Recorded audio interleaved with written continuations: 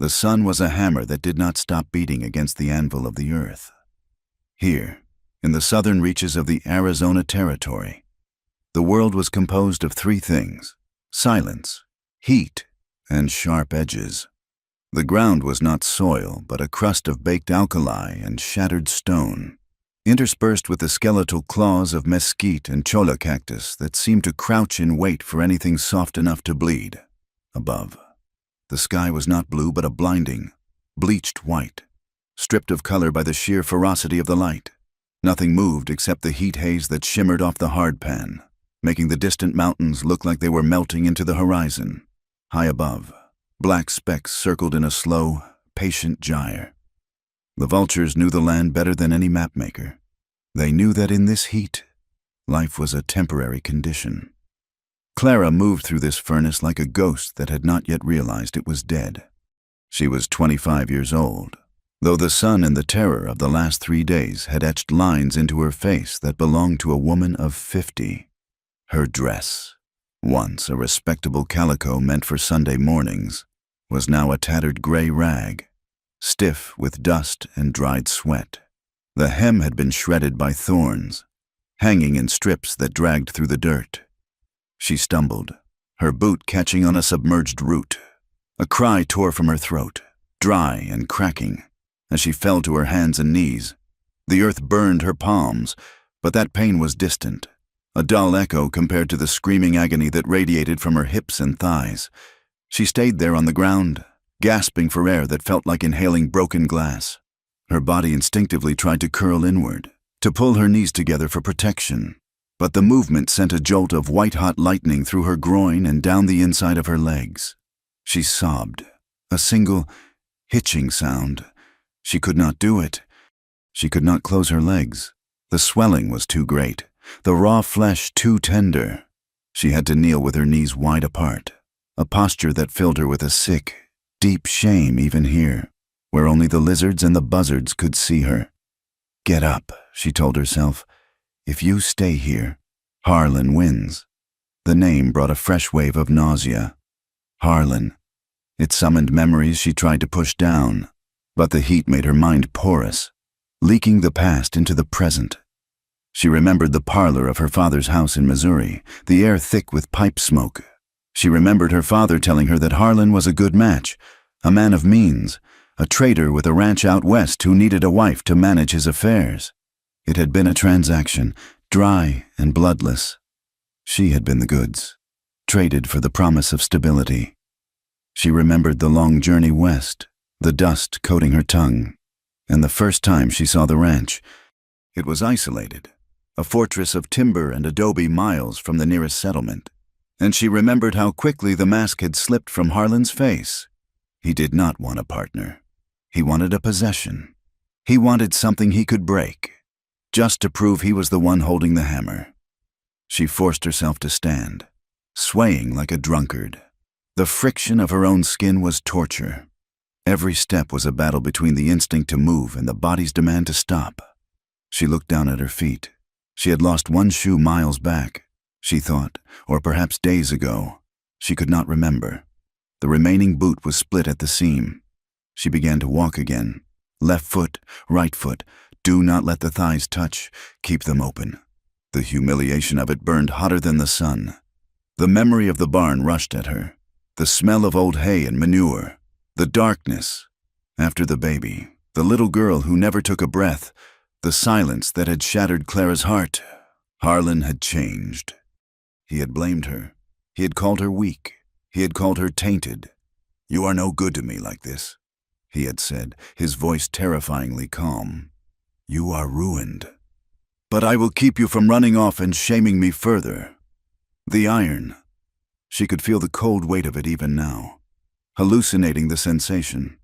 He had fashioned restraints from old tack and iron cuffs, brutal things meant for livestock, not human limbs. He had chained her in the barn like a mad dog. The cuffs were too small, the iron rough and rusted.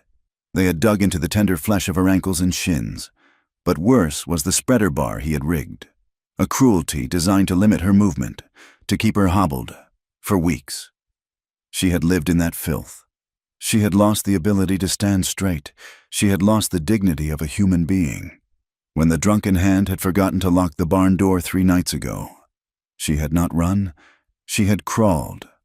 She had used a rusted file found in the dirt to worry at the pins of the shackles until her fingers bled, finally freeing herself from the heavy chain. But the cuffs and the damage they had done remained. She had run into the desert with nothing but the clothes on her back and the iron-red ring of agony around her legs. Now, the sky was beginning to change. The relentless white was bruising into a deep, sullen purple. The wind picked up, no longer just hot but heavy, carrying the smell of ozone and wet creosote. A storm was building. In this country, rain did not come as a mercy. It came as a flood, a violence of water that scoured the earth clean. Clara looked up at the gathering clouds. Thunder rumbled, a low growl that vibrated in her chest. I cannot go any further, she thought. She saw the lip of a canyon ahead, a jagged tear in the earth where the ground dropped away into shadow. If she could reach it, perhaps there would be water. Or perhaps she could just lie down in the dark and let the end come. She staggered the last 50 yards. Her vision blurred, dark spots dancing before her eyes. The world tilted. Her legs, pushed beyond all endurance, finally buckled. She fell hard, rolling into a cluster of rocks and scrub brush near the canyon's edge. The sharp stones bit into her cheek, but she did not move. Let him find a corpse, she thought, as the darkness rose up to take her. I will not go back. A mile to the east. Naichi paused. He was a shadow against the red rock, a man woven from the same harsh materials as the desert itself. He was Apache, in his early 30s, with hair that hung long and dark past his shoulders, held back by a strip of red cloth. His face was broad and angular, the skin bronzed and weathered by a life lived entirely under the open sky. He wore buckskins that had seen seasons of wear and high moccasins that made no sound when he moved. He stood perfectly still, listening. The wind was changing. The smell of rain was strong, a metallic tang on the back of his tongue. The storm would be bad. The arroyos would flood. But it was not the weather that had stopped him. It was the ground. Naichi looked down at the sand. To an untrained eye, there was nothing there but wind-blown dust. To him, it was a story written in bold ink. Someone had passed here, recently. He crouched, his fingers hovering over a disturbance in the soil. The tracks were erratic. Drag marks, stumbling, 1 foot heavier than the other. No defined heel strike. This was not a warrior, nor a hunter. This was something wounded. He felt the old, familiar weight of caution settle over him. He was alone out here, a man without a people. He had been separated from his band months ago, after the blue-coat soldiers had descended on their winter camp at dawn. He remembered the noise, the cracking of rifles, the screaming of horses. He remembered the smoke. He had been away, scouting up the ridge. By the time he returned, the village was ash. His wife, his daughter, gone. The silence that followed had been louder than the gunfire. Since then, he had drifted. He could not go to the other bands. The shame of his survival, and the rumors that he had failed to warn the camp, kept him away. He was a ghost, haunting the edges of the world, avoiding the white settlements that spread like a disease across the plains, and avoiding the Apache fires where he would have to face his own guilt. He should turn away. If this was a white settler, it was trouble. If it was a soldier, it was death. But the tracks drew him. They were pathetic, desperate scratches in the earth. There was a madness in them. He rose fluidly and began to follow the trail. He moved with a deceptive slowness, his eyes scanning the horizon, the brush, the rocks. He carried a Winchester rifle, the stock worn smooth, held loosely in one hand. The trail led him toward the rim of the box canyon. As he walked, the wind began to whip his hair across his face. The first fat drops of rain hit the dust, exploding like musket balls. He saw the bundle of gray cloth wedged between 2 boulders before he saw that it was a person. It looked like trash discarded by a wagon train. But then the wind caught a loose strip of fabric, and he saw the pale, sunburned skin of an arm. Naichi stopped 10 paces away, He raised the rifle slightly, not aiming, but ready. Is it a trap? He wondered. He waited. The figure did not move. He stepped closer, the gravel crunching softly under his moccasins. It was a woman, a white woman. Her hair was matted with dirt, the color of dried straw. She was lying face down, one arm thrown out as if reaching for something that wasn't there. Naichi looked at her legs. The dress was torn almost to the hip, revealing limbs that were swollen and discolored. He frowned. He had seen many injuries in his life. Bullet wounds, arrow strikes, burns. This was different. He crouched beside her. "Wake up," he said in the language of the white eyes. His voice was rough from disuse, deep and gravelly. The woman did not stir. He reached out and touched her shoulder. She reacted as if he had dropped a coal on her skin. She gasped, a ragged, terrified sound, and scrambled backward, her limbs flailing against the rocks. She flipped onto her back, her eyes wide and wild, staring at him with a horror that went beyond the fear of death. She tried to scramble away, crab-walking backward, but her legs refused to cooperate. She let out a low whimper, her face twisting in agony as she tried to pull her knees together, to shield herself, but they would not close. They stayed apart, trembling violently. Naichi stayed low, his hands open, showing her he held no weapon now. He saw the terror in her eyes, but he also saw the fever. She was burning up. "No," she whispered. Her voice was a dry husk. "Please, no more." Naichi looked at the sky. The clouds had opened. The rain was falling hard now, a cold curtain sweeping across the desert. If he left her here, the cold and the wet would finish what the sun had started. She would be dead by morning. He looked back at her. She was defenseless. She was broken, and in her eyes, he saw a reflection of the same hollow despair he carried in his own chest. He made a decision. It went against every instinct of self-preservation he possessed. "I take you," he said. "Not far. Dry place." She shook her head, tears mixing with the dust on her face. "No," she sobbed. "Don't touch me." He did not have the words to reassure her, and he did not have the time to argue. The temperature was dropping rapidly. He moved forward. She struck out at him, weak, fluttery blows that landed harmlessly on his chest. He caught her wrists gently but firmly. "Quiet," he said. He slipped one arm under her shoulders and the other under her knees. As he lifted her, she screamed, a raw, tearing sound that was lost in a clap of thunder. He felt her body seize, rigid with pain. He realized with a jolt that simply being held was causing her agony. He adjusted his grip, trying to bear her weight without pressing on her bruised thighs. But she was limp now, having fainted from the pain. He carried her. She was light, too light, starved. He moved quickly along the canyon rim, finding the narrow, hidden trail that led down into the deep rock. He knew this place.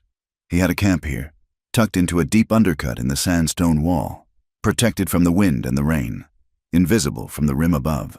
The rain turned the dust to slick mud. Naichi moved with the sure-footedness of a mountain goat, balancing the woman's weight against the treacherous path. He could feel the heat radiating from her body, soaking into his buckskins. He reached the alcove. It was a shallow cave, dry and floored with soft sand. He knelt and lowered her carefully, trying to place her so her legs could remain in the position they seemed to want, spread and bent slightly. She moaned, but did not wake. Naichi moved efficiently. The storm was raging now, a waterfall of noise outside the cave. But inside, it was quiet. He gathered the dry wood he kept stacked in the corner, dead mesquite and ironwood. He built a small fire in the circle of stones. He was careful to keep it small, smokeless. He did not want to signal his presence to the world, even in a storm. The flames licked up, casting dancing orange shadows against the red rock walls. The warmth began to fill the small space. He took his canteen, uncorking it. He needed to get water into her. He lifted her head, tilting the canteen to her cracked lips. She sputtered, coughing, then swallowed greedily. Her eyes fluttered open. She was not lucid. Her gaze wandered around the cave, fixing on the fire, then on him. She did not scream this time. She seemed too exhausted for fear. Naichi set the canteen down. He looked at her legs. The dress was a ruin, soaked with mud and rain, the fabric stiff with old blood and pus where it had stuck to her wounds. It needed to come off. The infection was smelling sweet and rot-like in the damp air. He pulled a knife from the sheath at his belt. The blade was obsidian, chipped to a razor edge, with a handle of wrapped leather. The woman saw the knife. Her breath hitched. She tried to push herself up on her elbows. "No," she whispered. "What are you doing?" "Medicine," Naichi said. "Need to see." He reached for the hem of the dress. She thrashed, a weak, convulsive movement. "I can't," she cried out, the shame breaking through her delirium.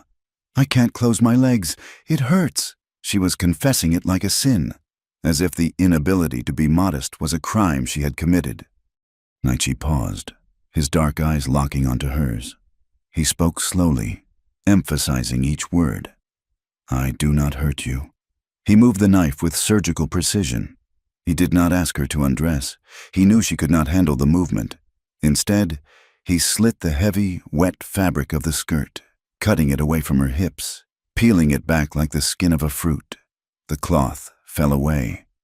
Naichi stopped. He had seen men torn apart by bear claws. He had seen the aftermath of cannon fire, but what he saw now made his stomach turn over. The woman's legs were a map of torture. Around her ankles, the skin was gone. In its place were deep, ulcerated trenches where iron cuffs had eaten into the meat and bone. The wounds were angry red, oozing yellow fluid, the edges black with necrosis. But it was not just the ankles. Higher up, on her thighs and shins, were raw, weeping abrasions. The skin had been rubbed away in wide patches. He realized what he was looking at. She had been shackled, restrained. And the restraints had been rigged to keep her legs spread, to force her into a position of total vulnerability and immobility. The muscles of her inner thighs were spasming, swollen tight as drums. The iron bar, for there must have been a bar to cause this specific pattern of injury, had chafed her raw every time she tried to move, every time she tried to sleep. She had been treated worse than a mule, worse than a dog. Clara lay back, her arm thrown over her eyes to hide her face. Her chest heaved with silent sobs. She was exposed, her deepest shame laid bare in the firelight before a stranger, a man her people called a savage. Naichi stared at the wounds. The firelight flickered, illuminating the gruesome depth of the gouges.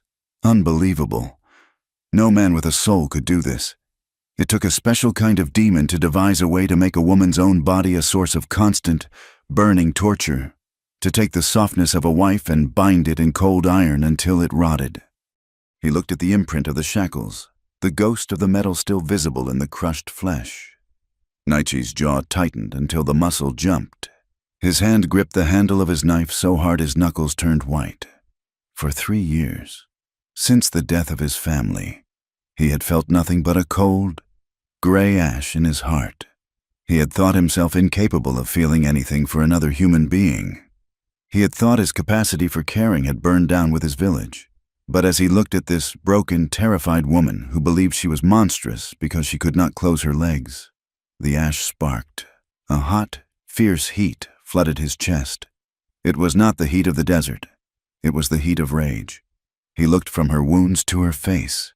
She was peeking at him from under her arm, waiting for his disgust, waiting for him to leave her, or to finish her off. Naichi sheathed his knife with a sharp snap. He stood up and walked to the small pile of supplies he kept against the wall. He grabbed a clean cloth and a pouch of dried sage and yarrow. He returned to the fire and knelt beside her. His face was set in stone, hard and unyielding, but his hands, as he reached out to clean the first wound, were as gentle as falling rain. He would not let her die. Not this one. The desert could take the weak, and the soldiers could take the strong. But this woman, he would stand between her and the dark. "Close your eyes," Naichi said softly. Clara lowered her arm. She looked at him, confused by the lack of cruelty in his voice. She obeyed, her eyelids fluttering shut. Tears leaking from the corners, Naichi dipped the cloth in water and began to wash the blood from the iron marks. Outside, The storm raged, hammering against the stone, but inside the alcove, the only sound was the crackle of the fire and the steady, ragged breathing of two people who had nothing left to lose. The storm broke just before dawn, leaving the world scoured and raw. When the light finally crested the canyon rim, it did not come gently. It spilled over the red stone walls like spilled milk, cold and pale and unforgiving. The canyon, which had been a pit of black terror during the night, revealed itself as a wound in the earth, jagged and ancient. The walls were sheer curtains of sandstone, streaked with oxidized iron and minerals that looked like dried blood. Down on the canyon floor, the runoff from the storm had turned the dry wash into a ribbon of churning, chocolate-colored mud. It carved through the silence, gurgling over stones. Every living thing that had hunkered down against the violence of the rain was now emerging. A lizard, sluggish with cold, flattened itself on a rock to catch the first heat. The cacti, cholla with their deceptively soft-looking needles and prickly pear with their broad, flat paddles, seemed to glisten, their spines washed clean of dust, standing like sentinels crowned in thorns. Clara woke to the smell of wet sage and wood smoke. For a moment, in the haze between sleep and waking, she thought she was back in the barn. She expected the smell of moldy hay and the heavy, metallic clanking of the chain. She braced herself for the rough grasp of Harlan's hand, the way he would shake her shoulder to wake her for the morning feeding, treating her with less tenderness than he showed his prize mare.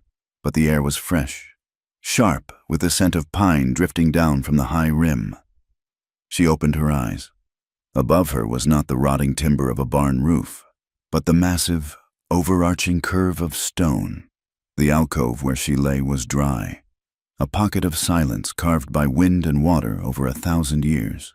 She tried to sit up. The movement was a mistake. As her hips shifted, a line of fire shot from her ankles to her groin. It was a white-hot, tearing sensation that stole the breath from her lungs. She gasped, a sharp, ragged sound that echoed off the stone. Her legs, which had stiffened in the cold damp of the night, refused to obey her. The muscles in her inner thighs, locked tight from weeks of forced spreading and the trauma of the escape, seized up in a cramp that made her cry out. "Stay," a voice said. It was a deep voice, rough like gravel grinding together, but quiet. Clara froze. The memory of the previous night rushed back. The storm, the collapse, the Apache man who had carried her. She turned her head, her heart hammering against her ribs like a trapped bird. Naichi was there. He was crouching by the small fire, his back to the opening of the alcove. He moved with a terrifying economy of motion. There was no wasted energy in him. He was feeding small twigs into the smokeless flames, coaxing heat from the damp wood. Beside him sat a battered tin cup and a pile of green vegetation he must have gathered at first light. He turned to look at her. His face was unreadable, a mask of copper skin and high cheekbones, but his eyes were dark and alert. He did not look like the monsters Harlan had warned her about, the savages who scalped women and burned homesteads for sport. He looked tired. He looked like a man who carried a heavy weight that had nothing to do with the supplies on his back. "You hurt," he stated. It was not a question. Clara swallowed, her throat dry as parchment. Yes." She tried to pull her legs together, an instinctive reaction to his gaze. The pain flared again, sickening and deep. She winced, tears pricking her eyes, and her knees fell back outward, unable to close. The shame of it washed over her, hotter than the fever. She was exposed, sprawled like a broken doll. Naichi stood up. He moved to her side, not looming over her, but kneeling down so they were at eye level. He reached out a hand. Clara flinched, shrinking back against the rock wall. Harlan had hands that grabbed. Harlan had hands that struck. Naichi paused. He held his hand suspended in the air, palm open, showing her the calluses, the dirt in the lifelines, the absence of a weapon. "No hurt," he said again. "Water." He lifted the tin cup to her lips. The smell of willow bark and something bitter rose from the steam. Clara hesitated. then drank. The liquid was hot and tasted of earth and medicine, but it soothed the raw scratchiness of her throat. Naichi set the cup down. He gestured to her legs, which were covered by the tattered remains of her petticoats and the blanket he had thrown over her. "Must look," he said. "Clean." Clara shook her head, her face burning. "I cannot. It is not right."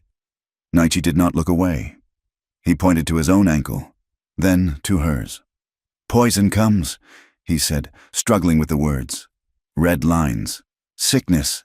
If poison stays, leg goes, or you die." The blunt truth of it silenced her. She knew what gangrene looked like. She had seen it on a ranch hand who had crushed his foot. The blackening skin, the sweet, rotting smell, the saw. She closed her eyes and nodded. A tiny, defeated movement.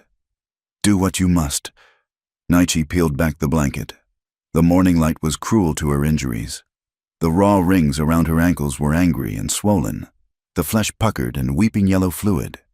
But it was the inner thighs that drew Naichi's focus. The chafing from the spreader bar Harlan had rigged, an invention of pure malice, had stripped the skin away in long, infected patches.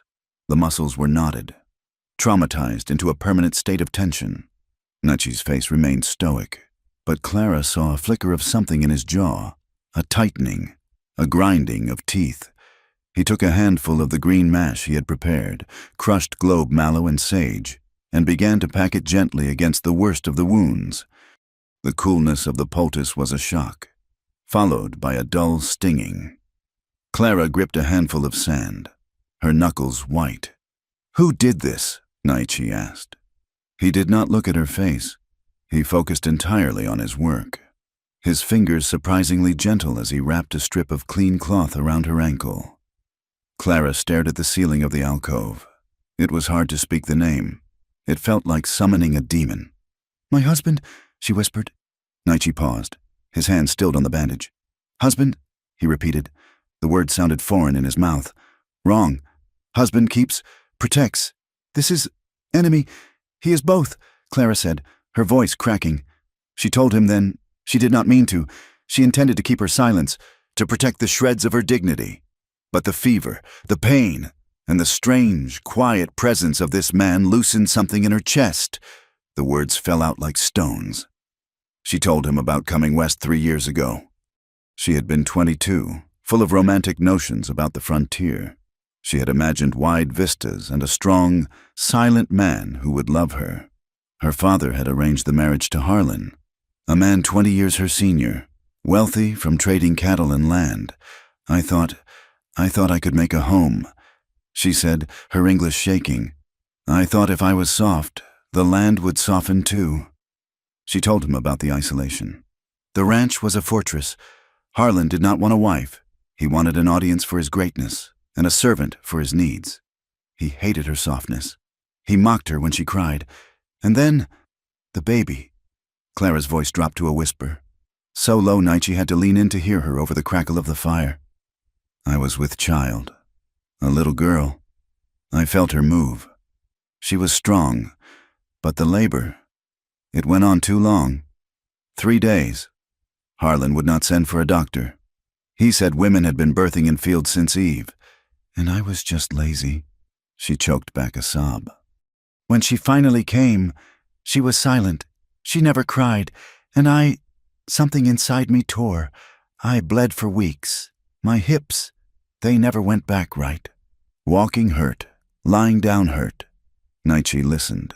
He continued to bind her wounds, but his movements had slowed. He was absorbing the weight of her words. "Harlan said I killed her," Clara said, the tears finally spilling over, tracking through the dust on her cheeks. "He said my body was poison. He said I was broken stock. He stopped, touching me, for a year. And then, when he decided he wanted to try for a son, I could not be a wife to him. The pain was too much. I refused him." She looked at Naichi, her eyes pleading for understanding. "That was when he chained me. He said if I was going to be a useless animal, he would treat me like one. He put the iron on me to keep me from running, and the bar to keep me open, so he wouldn't have to fight me." Naichi finished tying the last knot. He sat back on his heels. The silence in the cave was heavy, thick with the horror of her confession.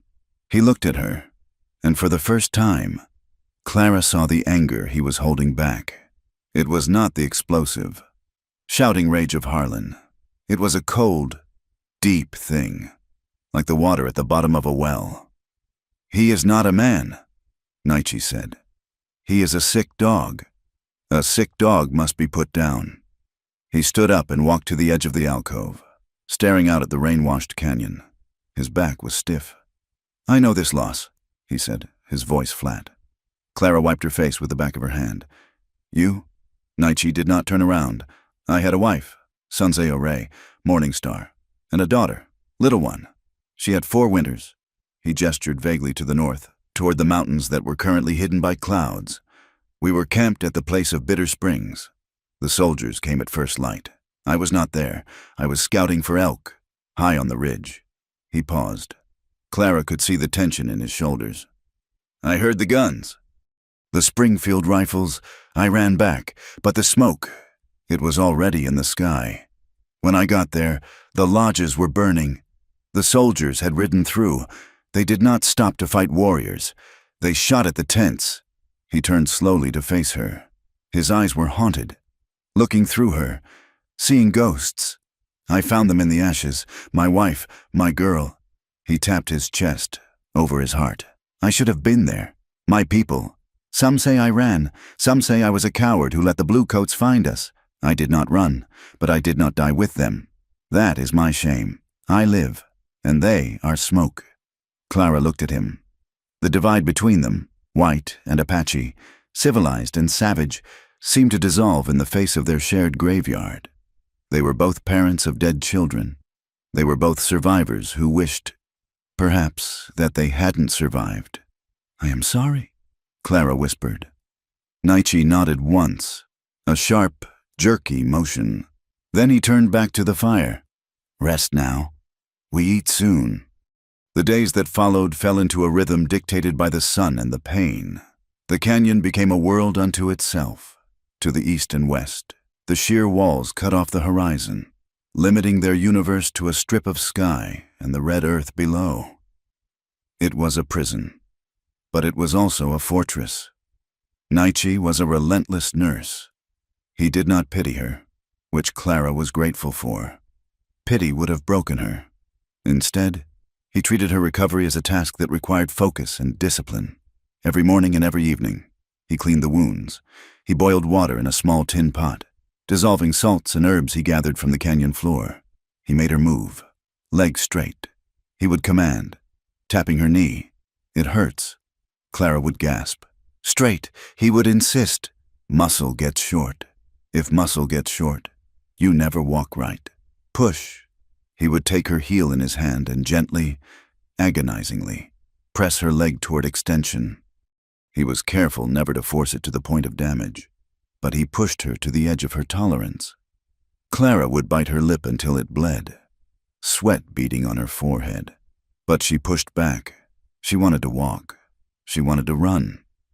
In the midday heat, when the sun turned the canyon into a furnace, they rested in the shade of the alcove. Clara, unable to sit idle, asked for work. Nietzsche gave her his tunic, which had a tear in the shoulder. With clumsy, shaking fingers, she used a bone needle and sinew thread he provided to mend the garment. It was crude work compared to the embroidery she had once done in Missouri, but it felt good to make something whole again. They ate simple food. Nietzsche was a skilled hunter, but he dared not fire his rifle for fear of the sound carrying. He set snares for rabbits and lizards. He gathered piñon nuts and roasted the hearts of agave. It was meager fare, but Clara felt her strength returning. The hollows in her cheeks began to fill, just slightly. The landscape, which had seemed so hostile at first, began to reveal its beauty to her. After the storm, the desert bloomed with a desperate, frantic energy. Along the muddy banks of the wash, wildflowers burst open, gold poppies, purple lupine, and the bright red bells of penstemon. They were small, stubborn things, rooting in rock and sand, determined to live for the brief time the water lasted. Clara watched them from the alcove. They reminded her of Naichi, hard, resilient. One afternoon, as she watched Naichi sharpening his knife on a whetstone, a thought solidified in her mind. It had been forming for days, rising out of the fog of her trauma. She was angry. For 3 years, she had been drowning in shame. She had believed Harlan's lies, that she was tainted, that her body was a failure, that she deserved the chains. But looking at Naichi, listening to the silence of the canyon, the shame began to evaporate, leaving behind a hard, hot core of rage. Harlan had done this. He had taken her life. He had killed her child with his neglect, and he was still out there, breathing the air, sleeping in a soft bed, while she cowered in a cave. "I will not go back," she said aloud. Naichi looked up from his knife. "No," he said, "you go back, you die." "I don't just mean I won't go back to the ranch," Clara said, her voice stronger than it had been. "I mean, I won't go back to being that woman, the one who let him." Naichi studied her. He saw the change. The frightened rabbit was gone. In its place was something sharper, something that might survive. "Good," he said. "Anger is better than fear. Anger keeps you warm." But the canyon was not always warm. The desert was a land of extremes. As brutal as the sun was by day, the nights were stripped of heat the moment the light failed. The temperature plummeted. The rock, which held the heat for a few hours, eventually turned cold, radiating a chill that seeped into the bone. One night, a week after he had found her, the wind turned vicious. It howled down the canyon corridor, a banshee scream that rattled the brush and sent sand skittering across the floor of the alcove. They had only 2 blankets. One was the tattered wool thing Clara had wrapped herself in. The other was a buffalo hide Naichi used. Clara lay shivering, curled as tight as her legs would allow. The cold was a physical weight. Her teeth chattered, a rhythmic clicking she couldn't stop. Naichi was lying on the other side of the fire, which had burned down to embers. He lay still, staring at the smoke-stained ceiling. He heard her shivering. He heard the ragged intake of her breath. Without a word, he sat up. He picked up his buffalo robe. It was heavy, cured with the hair on, warm and smelling of earth and animal musk. He moved to where Clara lay. She flinched instinctively as his shadow fell over her, but she did not pull away. Naichi lay down beside her. He did not touch her. Not at first. He simply spread the large hide over both of them, creating a cocoon against the wind. Clara stopped breathing for a moment. He was close, so close she could feel the heat radiating from his body. It was shocking. For so long, the proximity of a man had meant pain. It had meant the heavy, suffocating weight of Harlan, or the sharp agony of the iron. But this heat was just heat. It was life. Naichi shifted, settling into the sand. He lay on his back, his arms at his sides, careful not to encroach on her space. Clara lay rigid, her heart pounding. But the warmth began to penetrate the cold that had settled in her marrow. The buffalo robe was heavy and comforting. The wind outside tore at the world. But under the hide, it was still, slowly, inch by inch. She relaxed. Her shivering subsided. She turned her head slightly. In the dim glow of the dying embers, she could see his profile, the strong nose, the set of his jaw. He was staring up, his eyes open. "Naichi?" she whispered. "Sleep," he said softly. He did not move away. Clara hesitated. Then, driven by a need she couldn't name, a need for something human, something that wasn't stone or iron, she shifted. She slid a few inches closer. Her shoulder brushed against his arm. The contact was electric. It was just a touch, cotton against buckskin, but it sent a jolt through her. She waited for him to pull away. She waited for him to strike her. He did neither. He stayed exactly where he was, a solid, warm wall against the dark. She could feel the rhythm of his breathing. It was slow and steady. She matched her breath to his, in, out, in, out. She realized then that he was awake, just as she was. He was aware of every inch of space between them. He was aware of her shoulder against his arm. And for the first time in years, Clara fell asleep not out of exhaustion, but out of peace. The morning brought a strange, fragile tension. When Clara woke, Naichi was already up, tending to the snares near the stream. She sat up, the buffalo robe sliding off her shoulders. She felt a phantom warmth where he had been. When he returned, carrying a brace of dead rabbits, she couldn't meet his eyes. "Thank you," she said, her voice stiff, for the warmth." Naichi hung the rabbits on a branch. "Cold night," he said simply. "No need to freeze." He looked at her then, and his gaze lingered. It wasn't the clinical look of a healer examining a wound. It was searching. It traveled from her face to her hands, then to the curve of her shoulder where they had touched. Clara felt a flush rise in her cheeks. It was not shame. It was something else, a fluttering in her stomach that she hadn't felt since she was a girl in Missouri, watching the boys ride past the church. That evening, Naichi decided it was time to test her strength. "Walk," he said. "Not just stand. Walk." He helped her up. Clara gritted her teeth against the stiffness in her hips. She stood, swaying. The pain was there, a dull throb, but the sharp, tearing agony was duller now. The scabs were forming, the skin was knitting. She took a step. Her knee buckled. She pitched forward, a cry escaping her lips. Naichi was there. He caught her before she hit the sand. His arm went around her waist, strong and sure. Her hands flew up and clutched his biceps to steady herself. She was pressed against him, her chest heaving with exertion. She could smell him, sage, wood smoke, and the clean scent of rain-washed skin. She looked up. His face was inches from hers. She could see the flecks of gold in his dark eyes. She could feel the tension in his arm, the hardness of his muscle under the buckskin. For a long moment, neither of them moved. The air between them seemed to thicken, charged with the same electricity as the storm. Clara felt a sudden, terrifying urge to lean in, to rest her head against his chest, to let him hold her, not because she was falling, but because she wanted to be held. Naichi swallowed. His throat moved. "You are stronger," he said, his voice husky. He gently set her back on her feet, but he did not immediately let go of her waist. His hand lingered, his thumb brushing the fabric of her dress. Then he stepped back, breaking the connection. "Good," he said, turning away quickly to check the fire. "Good." Clara stood there, trembling, her skin burning where he had touched her. The sanctuary shattered 2 days later. Naichi had gone up to the rim at dawn, as he always did, to scan the horizon. He was gone longer than usual. When he returned, the stillness was gone from his face. His mouth was a grim line. He moved quickly, kicking dirt over the fire, smothering the coals. "What is it?" Clara asked, rising from where she had been grinding mesquite beans.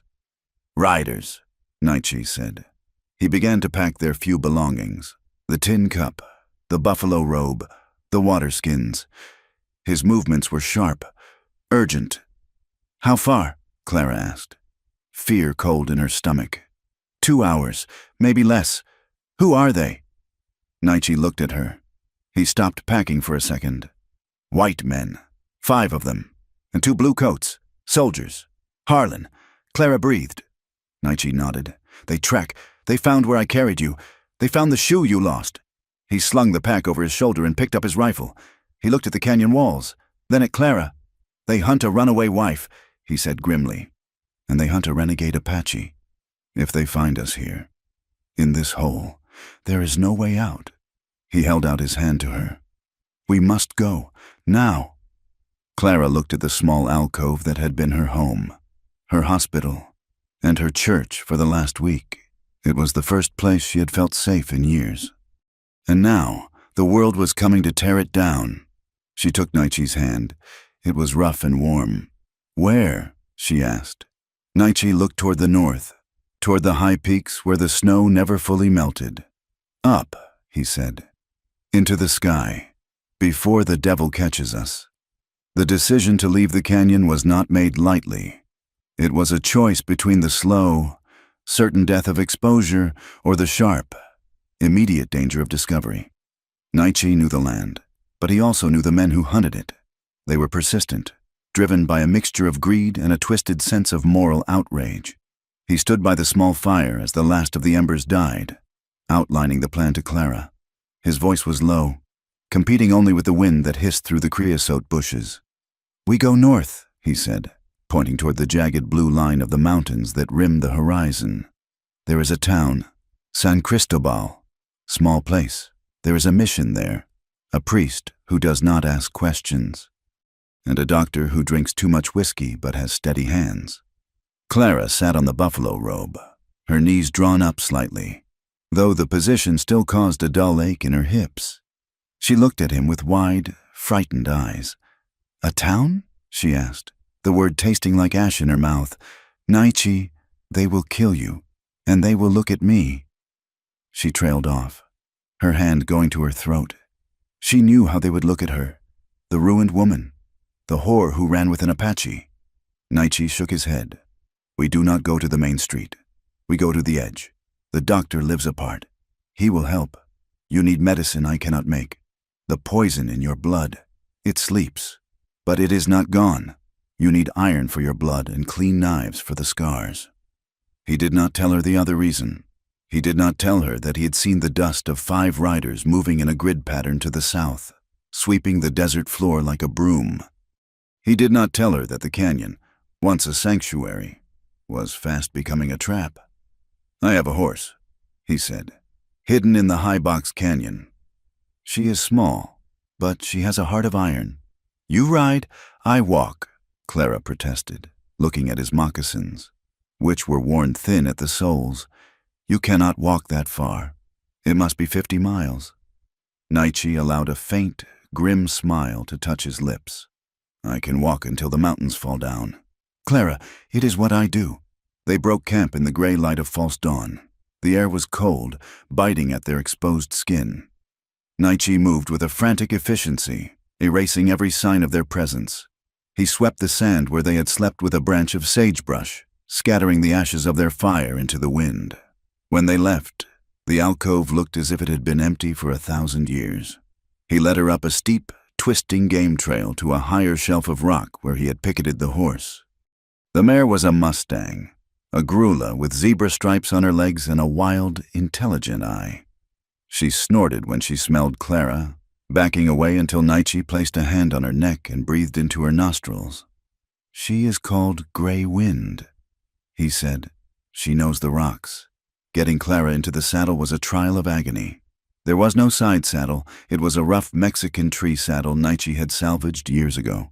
As she swung her leg over, the movement stretched the healing skin of her inner thighs. Clara cried out, biting her knuckle to stifle the sound, her face draining of color. Naichi froze, his hands hovering on her waist. "Stop?" he asked. "No," Clara gasped, tears leaking from her squeezed-shut eyes. "No, we go." They moved out as the sun breached the horizon, turning the desert into a landscape of fire and shadow. The journey was a study in endurance. The terrain shifted as they moved north, rising out of the baked alkali flats into the broken foothills. The heat was less oppressive here, but the ground was treacherous, loose shale, steep ravines filled with jumping cholla, and slick rock faces that angled sharply into deep drops.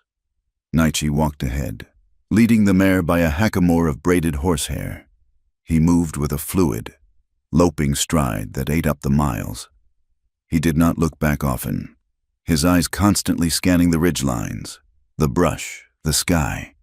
He was reading the world, the flight of a hawk, the scutter of a lizard, the way the wind bent the grass. For Clara, every step the horse took was a fresh punishment. The saddle rubbed against the scars where the iron had been.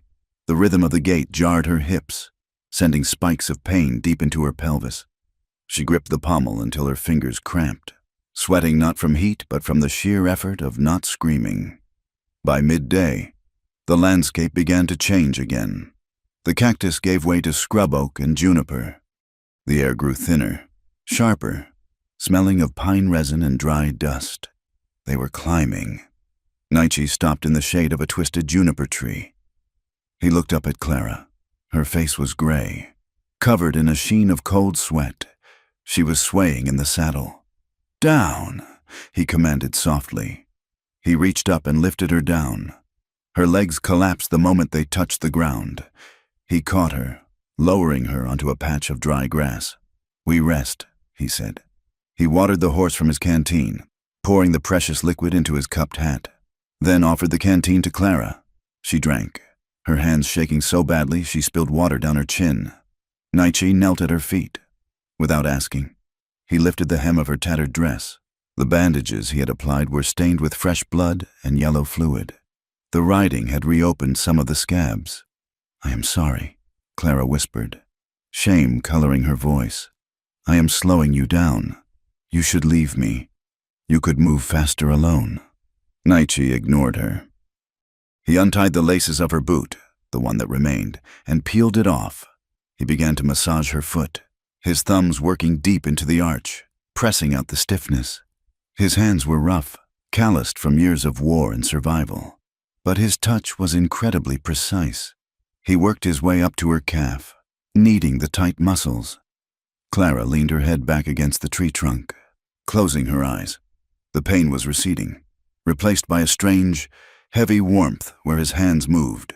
It was intimate in a way that terrified her. Harlan had never touched her feet. He had never touched her with the intent to heal. His hands had always been taking, demanding. Naichi's hands were giving. He moved to her other leg, his fingers tracing the line of the shin bone, avoiding the raw sores but working the muscle around them. "Why?" she asked, her voice barely audible. "Why do you do this?" Naichi did not stop kneading her calf. "Because you cannot walk," he said simply. "And the horse needs you to be light. If you are stiff with pain, you ride heavy." It was a practical answer, a soldier's answer. But as he worked, his thumb brushed the sensitive skin just below her knee, and his hand lingered there for a beat longer than necessary. He looked up, and for a second, the mask slipped. His eyes were dark pools of exhaustion and something else, a fierce, quiet dedication. "We survive," he said, "both of us." They rode until the light failed, camping in a narrow ravine with steep granite walls that blocked out the wind. They did not light a fire. Naichi feared the smoke would be seen against the darkening sky. They ate dried meat and hardtack biscuits, washing it down with tepid water. The night was vast. Above the rim of the ravine, the sky was a field of diamonds, the Milky Way a bruised purple smear across the heavens. The silence was absolute, save for the cropping sound of the maras eating grass nearby. They sat side by side against a boulder, wrapped in the buffalo robe. The cold of the high desert settled around them, but under the heavy fur, there was a pocket of warmth. Clara watched the stars. They seemed closer here, sharp enough to cut. "Naichi," she said into the dark. "Who were you, before?" Naichi was silent for a long time. She thought perhaps he would not answer. He was a man who hoarded his words like water. "I was a man who wanted simple things," he said finally. His voice was low, rumbling in his chest. She could feel the vibration of it against her shoulder. "My father was a warrior, a great raider. He wanted me to be like the hawk, but I like the earth." He shifted slightly, staring into the blackness. "I had a dream," he continued. "Not a vision given by the spirits, just a thought. There is a valley near the Verde River, good soil, deep. I wanted to plant corn. I wanted to raise horses, not for war, for riding, for speed." He made a gesture with his hand, shaping the air. "I wanted a house with walls of adobe, thick to keep out the heat, and trees, cottonwoods. They sing when the wind blows. I wanted to sit under those trees and watch my children run. I wanted to grow old with my wife, watching the corn grow tall." He let out a breath, a sound like a weary sigh. "It was a foolish dream. The Apache are not farmers, and the white eyes, they do not want us to have valleys. They want us in the dust." Clara turned her head to look at him. In the starlight, his profile was etched in silver. He looked noble and incredibly sad. "It was not a foolish dream," she said fiercely. "It was a good dream." Naichi looked at her. "And you? What did you want, before the traitor bought you?" Clara pulled the robe tighter around her throat. "I wanted to belong," she said. "I didn't care about a big house or silk dresses. I just wanted A place where I wasn't wrong. She looked down at her hands, which were cracked and stained with dirt. My whole life, people have told me I was too soft, or too loud, or too weak. And then Harlan told me I was broken. He looked at my body like it was a tool that had snapped in his hand. Useless. Her voice trembled, brittle as dry glass. I want to be in a place where no one looks at me and sees a tragedy. I want to be touched. The admission hung in the air between them. Naichi went very still. I want to be touched, she repeated. A whisper, but with kindness. Just kindness. I want to know what it feels like to have a hand on me that doesn't want to hurt me or own me. Naichi did not speak. He did not move to touch her. But the quality of his silence changed. It was no longer the silence of a sentry. It was the silence of a man listening to a prayer. He turned his head slowly, his eyes locking onto hers in the darkness. There was a heat in his gaze, a weight of unspoken desire that felt heavier than the buffalo robe. He understood. He knew what it was to be looked at as a thing, a savage, a threat, a target. He knew what it was to be reduced to meat and bone. I see you, he said quietly. You are not broken. Clara, you are iron that has been through the fire. You are stronger than the hammer. The words settled into her heart, filling the cracks Harlan had left behind. The peace of the night was shattered at noon the next day. They were crossing a high ridge, a spine of rock that offered a view of the sprawling basin below. The terrain was difficult, loose scree that slid under the mare's hooves, sending cascades of stone rattling down the slope. Naichi suddenly stopped. He dropped to a crouch, pulling the mare's head down. Down, he hissed. Clara slid from the saddle, ignoring the flare of pain in her legs. She crawled to where Naichi lay peering over the lip of the ridge. Below them, perhaps a mile away on the lower switchbacks, was a cloud of dust. Out of the dust emerged riders. Naichi squinted against the glare. 5 men. They were riding hard, their horses lathered. He pulled a small brass spyglass from his pouch, a prize from some long-ago raid, and extended it. He watched for a moment, then handed it to Clara. Look, he said, the man on the gray horse. Clara raised the glass. Her hands shook, making the image jump. She steadied it on a rock. The magnification brought the riders into terrifying focus. She gasped. The man on the gray horse was not Harlan. It was Silas, Harlan's foreman. A man with a face like a hatchet and eyes that held no light. He wore a long duster coat and carried a repeater rifle across his saddle. He is tracking, Clara said, her voice hollow. He is following the sign we left at the waterhole. Naichi took the glass back. He is good. Better than I thought. Suddenly, one of the other riders, a man in a checked shirt, pointed up toward the ridge. The sun had glinted off the brass of the spyglass. A shout drifted up on the wind, a thin, high sound. There, Naichi cursed in his own tongue, a harsh, guttural sound. He grabbed the mare's reins and hauled Clara to her feet. Ride, he shouted. They have seen us. Clara scrambled into the saddle. Naichi slapped the mare's flank, and the horse surged forward. They could not go back down the way they came. Their only choice was to cross the exposed ridge and try to reach the labyrinth of boulders on the other side. The pursuit began. It was a nightmare of noise and motion. From below, the crack of rifles echoed like whip cracks. A bullet whined off a rock 3 feet to Clara's left, sending stone chips flying. Naichi ran. He did not pace himself now. He sprinted alongside the horse, his chest heaving, his hand gripping the stirrup leather to keep pace. Faster, he yelled. Make her run! Clara kicked the mare. The horse scrambled over the loose rock, sliding, recovering, her hooves striking sparks from the granite. The terrain was treacherous, a broken spine of the earth that dropped away into sheer cliffs on either side. Another shot rang out, ideally. The range was too great for accuracy, but the riders below were firing volleys, filling the air with lead. They reached the crest of the ridge and plunged down into a field of massive boulders, remnants of an ancient landslide. It was a maze of stone. This way, Naichi commanded. He led the horse into a narrow fissure between two house-sized rocks. The passage was tight, barely wide enough for the mare's barrel. The walls rose up 50 feet on either side, blocking out the sun. Naichi pulled the horse to a halt deep in the shadows. He signaled Clara to be silent, placing a finger to his lips. They stood there, freezing in the sudden shade. The horse was blowing hard, her sides heaving. Naiche reached up and clamped his hand over the mare's nostrils to dampen the sound of her breathing. Clara slid down, her legs giving way. She collapsed against Naiche, clutching the front of his buckskin shirt. "Listen," he whispered. The sound of hooves on stone clattered from somewhere nearby. The posse had reached the rocks. "I see tracks," a voice shouted. It sounded close, terrifyingly close. Silas's voice, gravelly and mean. "They went into the rocks. Fan out. Watch for the savage. He'll be waiting to ambush." Naichi pressed Clara back against the stone wall. He stood in front of her, his body a shield. He held his knife in one hand, the Winchester in the other. He was coiled like a spring, ready to kill or die in the space of a heartbeat. Clara pressed her face into his back.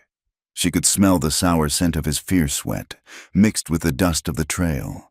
She could feel his heart hammering against his ribs, a frantic rhythm that matched her own. "We're going to die," she thought. "They will find us, and they will hang him, and they will drag me back." A horse snorted just outside the fissure. "I don't see nothing." "Silas," another voice said. "The ground is too hard. No tracks here. Keep looking, damn you," Silas roared. "The bitch can't ride fast.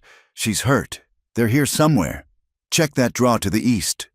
The sound of hooves moved away, grinding on the granite. The voices faded, carried off by the wind. Naichi did not move for a long time.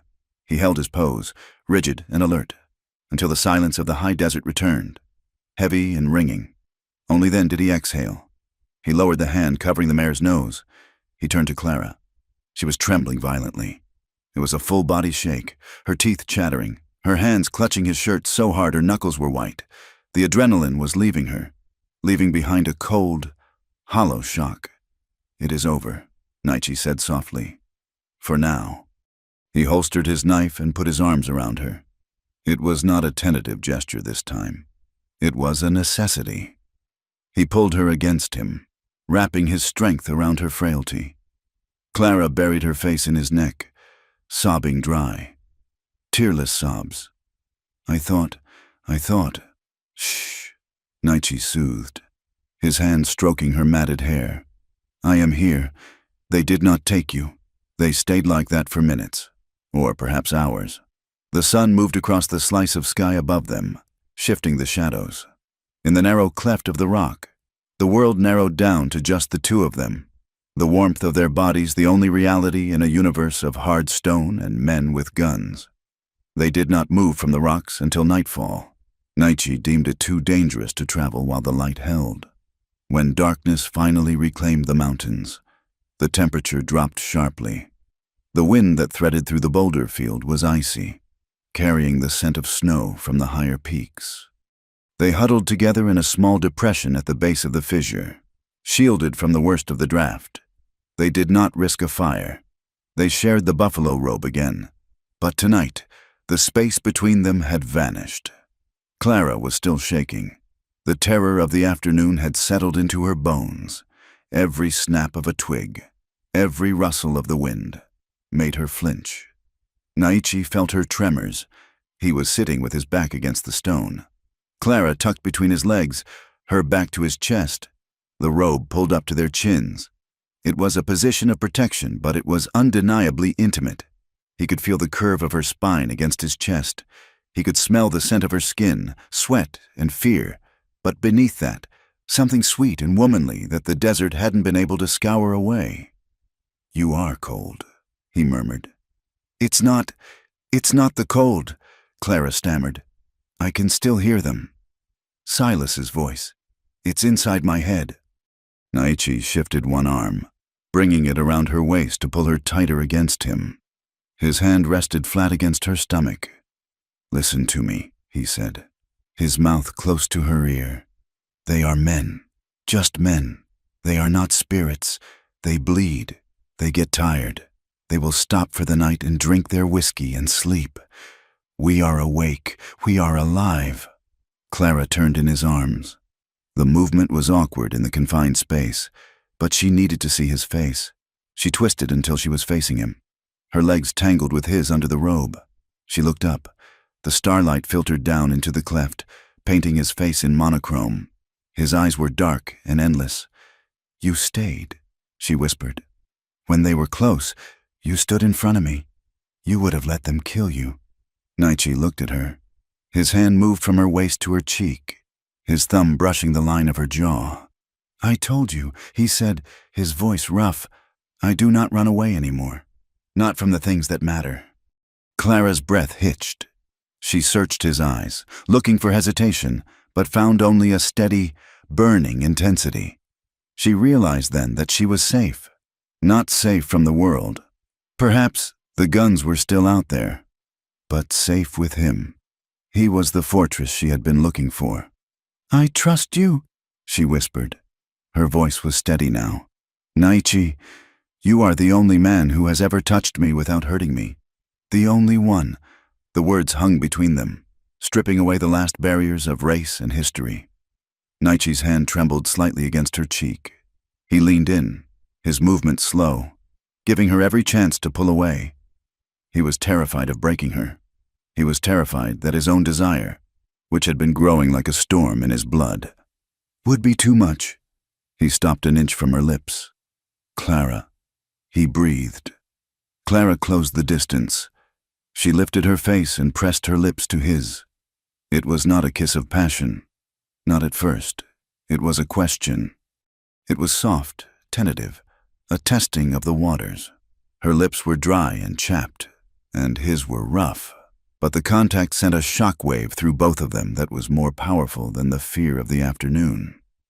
Nietzsche froze for a split second. Then he groaned low in his throat. His arm tightened around her waist. He tilted his head, deepening the kiss. It shifted then. The tenderness remained, but underneath it, a hunger woke up, a deep, aching starvation that had nothing to do with food. It was the hunger of two lonely souls who had found a mirror in the dark. Clara's hands came up to grip his shoulders. She opened her mouth slightly, inviting him in. He tasted of pine nuts and smoke. The kiss grew urgent, a desperate affirmation of life in the face of death. When they finally pulled apart, they were both breathless. Their foreheads rested against each other. Clara's heart was racing, but not from fear. "Nietzsche," she whispered, her voice full of wonder. He did not speak. He just held her, his hand tangling in her hair, his breath warm on her face. The danger was still out there, Silas, the posse, the long road to San Cristobal. But in the dark cleft of the rock, something new had been born, something fragile and fierce that might just be strong enough to save them both.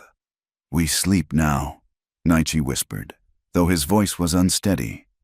Tomorrow we fight again. But tonight," he kissed her forehead, a benediction. "Tonight, we are here." Clara settled back into his arms, pulling the robe up.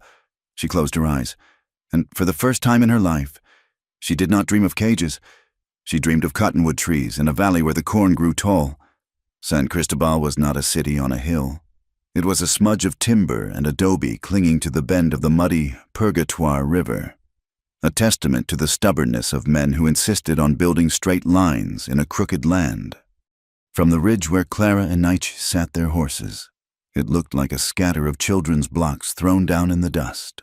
A single main street, churned into deep ruts by wagon wheels, bisected the town.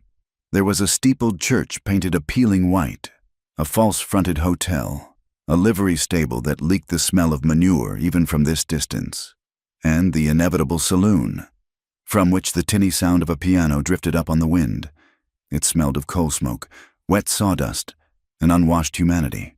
To Clara, it smelled of danger. Nietzsche pulled the mare up in the shelter of a grove of cottonwoods, half a mile from the nearest structure. The trees were old, their bark deeply furrowed, their leaves whispering secrets in the breeze. "I go no further," Nietzsche said. He slipped from the saddle and stood by the mare's head, his hand resting on her neck. He looked toward the town with eyes that narrowed into slits. To him, the town was not a refuge. It was a cage. It was a place where men like him were either invisible or dead. Clara slid down, her legs protesting the movement with a familiar, dull ache. She steadied herself against the horse's flank. She looked at Nietzsche, and a sudden, sharp panic seized her chest. For weeks, he had been her shadow, her hands, her strength. The idea of walking into that grid of streets without him felt like walking naked into a blizzard. "You could wait until dark," Clara said, her voice tight.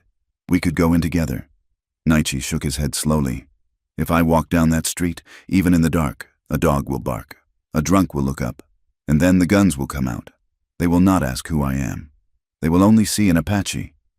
And if they see you with me—" He trailed off, but the implication hung heavy in the air.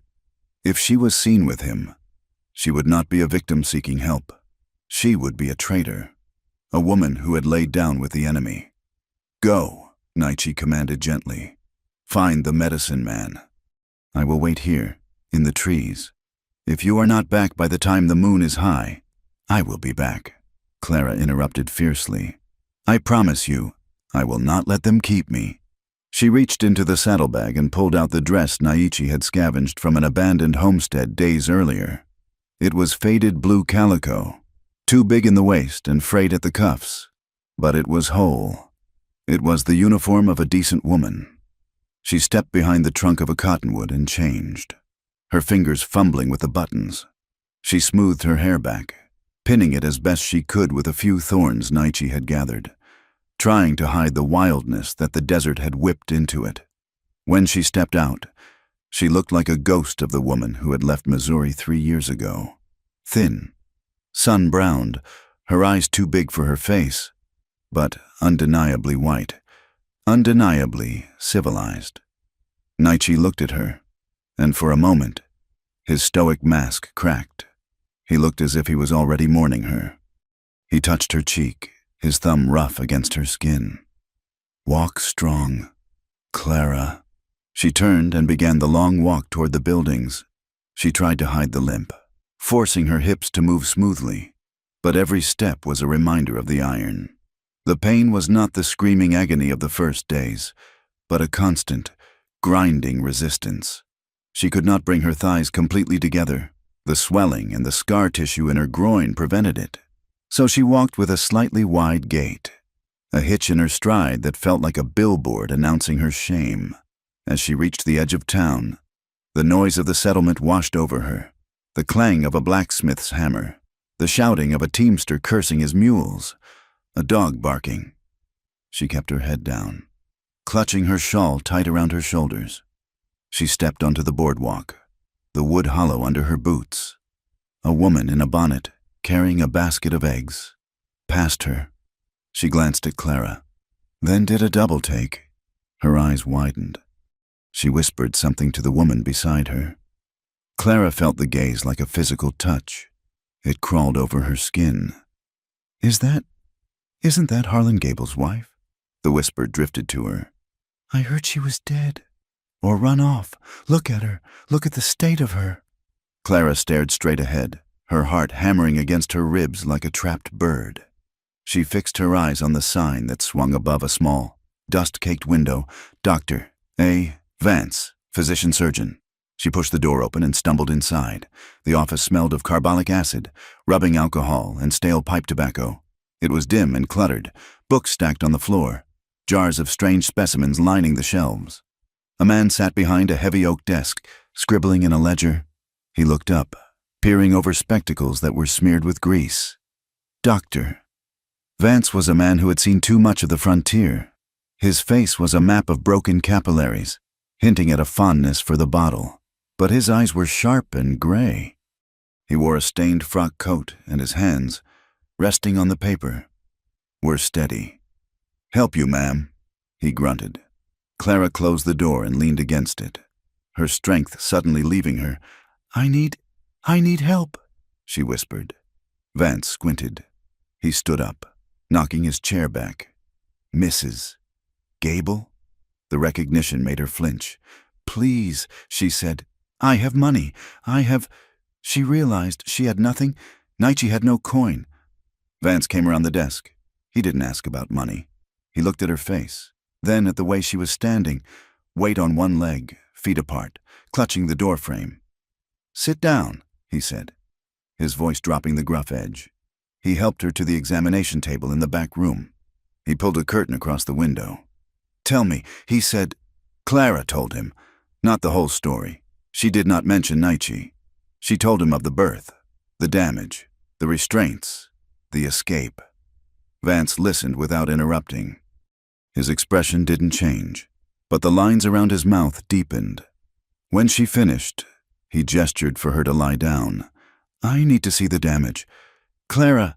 The exam was a humiliation, but it was a clinical one. Vance was professional. He used a metal speculum that was cold and uncomfortable, but his hands were gentle. He prodded the scar tissue around her ankles, then examined the deeper, more intimate injuries in her pelvis and thighs. When he was done, he washed his hands in a basin, scrubbing them until they were pink. He poured 2 fingers of whiskey into a glass and handed it to her. Drink, he ordered. Clara took a sip. The liquor burned, but it settled her stomach. You are not ruined, Vance said, drying his hands on a towel, but you have been butchered. He pulled a stool over and sat down. The restraints caused deep ulcerations. Those are healing, but the scar tissue is tightening. That is why you cannot walk properly. But the internal damage, that is from the birth, compounded by the infection from the iron. You have severe inflammation in the pelvic floor. The muscles are in spasm. They have locked up to protect you from the pain. He looked her in the eye. It makes closing your legs agony because the tissue is swollen 3 times its normal size. But it is not permanent. Clara felt a sob rise in her throat. It's not. No, it will take time. I can give you a salve for the scars, something with arnica and laudanum to numb the nerves. And you need to rest. Truly rest. Not riding, not running. In a few months, the inflammation will subside. There is a minor surgery I could do later to release the tightest bands of scar tissue, but for now, you will heal. You are young, and the body is stubborn. Clara covered her face with her hands and wept. It was the first time anyone in authority had told her that she was not a monster, not a broken thing to be discarded. While Clara wept in the doctor's office, Naichi stood in the shadow of the cottonwoods, watching the river flow. The water was brown and sluggish, carrying the silt of the mountains down to the plains. It reminded him of time, relentless, indifferent. He checked the load in his Winchester for the 10th time. He adjusted the knife at his belt. His body was here, standing guard, but his spirit was pacing the streets of the town. He hated this. He hated the waiting. Every instinct he had screamed at him to go to her, to stand between her and the gawks of the townsfolk. He remembered the last time he had been in a town like this. It had been under a flag of truce, years ago. The soldiers had promised food. Instead, they had given whiskey and insults. He remembered the way the white men looked at Apache women, with a mixture of revulsion and predatory hunger. He closed his eyes and saw Clara's face. He saw the way she had looked at him in the rock cleft, the trust that had shone through her fear. She will not come back, a dark voice whispered in his mind. Why would she? She is white. She belongs to that world of houses and beds and doctors. He was just a savage who had found her in the dirt. He was a temporary necessity. Now that she was safe, now that she was among her own kind, she would realize the madness of running with him. She would realize that he was death-walking. He gripped the bark of the cottonwood tree until the rough ridges dug into his palm. If she stays, he told himself, I will ride north alone. I will not drag her back to the dark. But the thought of the empty trail, of the nights without her warmth beside him, felt like a knife twisting in his gut. He had lost his wife to bullets. He did not want to lose Clara to civilization. Clara left the doctor's office with a jar of salve and a small packet of powders tucked into her pocket. She felt lighter, but the weight of her situation was still crushing. She had hope for her body, but she had no safety. She walked to the sheriff's office. It was a brick building with a heavy iron door. Sheriff Miller was sitting on the boardwalk, whittling a piece of pine.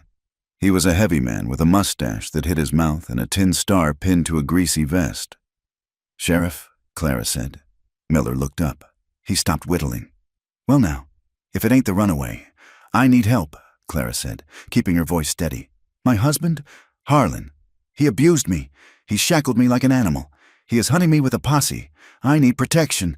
Miller spat a stream of tobacco juice into the dust. He looked her up and down, his eyes lingering on the torn hem of her dress. "Harlan Gable is a respected man. Mrs. Gable. He pays his taxes. He supplies beef to the reservation. I find it hard to believe a man like that would chain up his wife unless he had a damn good reason." "He chained me because I was sick," Clara cried. "Because I lost our child." Miller stood up. He loomed over her. "I heard you lost the baby because you were frail, and I heard you ran off. Harlan says you're hysterical, says you ain't right in the head." He stepped closer, lowering his voice. "And I heard rumors about tracks, Apache tracks." Clara went cold. "If you've been spreading your legs for a redskin, Mrs. Gable, then Harlan was right to chain you up. That ain't just running away. That's treason against your race." Clara backed away. The hate in his eyes was naked. It wasn't just sexism. It was a deep, tribal loathing. She turned and ran, stumbling toward the church. Surely the preacher. But the reverend, a thin man with a face like a dried apple, was no better. He met her on the steps of the church. He did not invite her in. "Go back to your husband." "Daughter," he intoned, blocking the door. "Submission is the wife's duty. Whatever burden he has placed on you, it is God's will that you bear it. If you have sinned with a savage, then you must pray for forgiveness in the house of your master, not here." The town was closing ranks. They did not see a victim. They saw a woman who had broken the code. She had rejected a white man of property for the wilderness, and for that, she was excommunicate. Clara walked away from the church, her vision blurred by tears of rage. They wanted her dead, or worse, they wanted her back in the barn. She reached the edge of town, near the river, intending to run back to the trees, back to Naichi. "Psst! Hey!" The voice came from the shadow of a tumble-down shack that sat apart from the other houses, near the water's edge. Clara stopped. A woman stepped out. She was older, perhaps 40, with skin the color of café au lait and hair streaked with gray. She wore a peasant blouse and a wide skirt. "I saw you," the woman said. "I saw you with the sheriff and the preacher." She walked closer. Her eyes were dark and kind, and she looked at Clara with a recognition that cut through the pretenses. "They will not help you, Chula. To them, you are dirty." Clara wiped her face. "I have nowhere to go." The woman nodded toward the trees where Naichi was hiding. "You have him," she said softly. Clara froze. "You saw? I see everything. My name is Elena. My father was mescalero. My mother was Mexican. I live between the lines, like you do now." Elena gestured to her shack. "It is small, but the roof holds the rain, and the sheriff does not come here. He is afraid of my herbs. He thinks I am a witch." She smiled, a flash of white teeth. "Bring him. Come inside, before the sun goes down." The shack was tiny, smelling of dried sage, chili peppers, and beeswax. But to Clara and Naichi, it was a palace. Naichi had come in under the cover of dusk, moving like a shadow through the river reeds. When he stepped into the candlelight of the shack, gun in hand, Elena had simply pointed to the stew pot on the cast-iron stove. "Eat," she had said. "War waits for a full belly." Now, 3 days had passed. The shack had become a sanctuary. Elena slept in the loft. She gave Clara and Naichi the narrow cot in the main room. It was the first time they had been truly alone, safe from the elements and the immediate threat of discovery. The doctor's salve was working. The angry red inflammation around Clara's ankles was fading to a dull pink. The deep, aching pressure in her pelvis was lessening. For the first time in months, she could sit without wincing. She could walk across the room with only a ghost of a limp. But the healing was more than physical. In the quiet hours of the night, with the fire crackling in the stove and the river murmuring outside, they talked.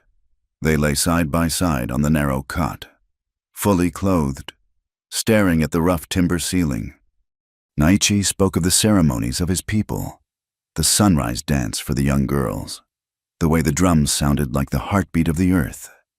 He spoke of the fear that his culture was vanishing like smoke. Clara spoke of her books, the ones Harlan had burned. She spoke of poetry, reciting lines she had memorized to keep herself sane in the dark barn. And as the pain in her body receded, another feeling began to take its place. A longing. It started as a warmth in her chest when he looked at her across the table. It grew into a physical ache when his arm brushed hers. She watched him. She watched the way he moved. So careful not to take up space, so gentle with her. She saw the way he looked at her mouth when she spoke. He wanted her. She knew it. But he would never ask. He would never cross that line, because he knew what she had suffered.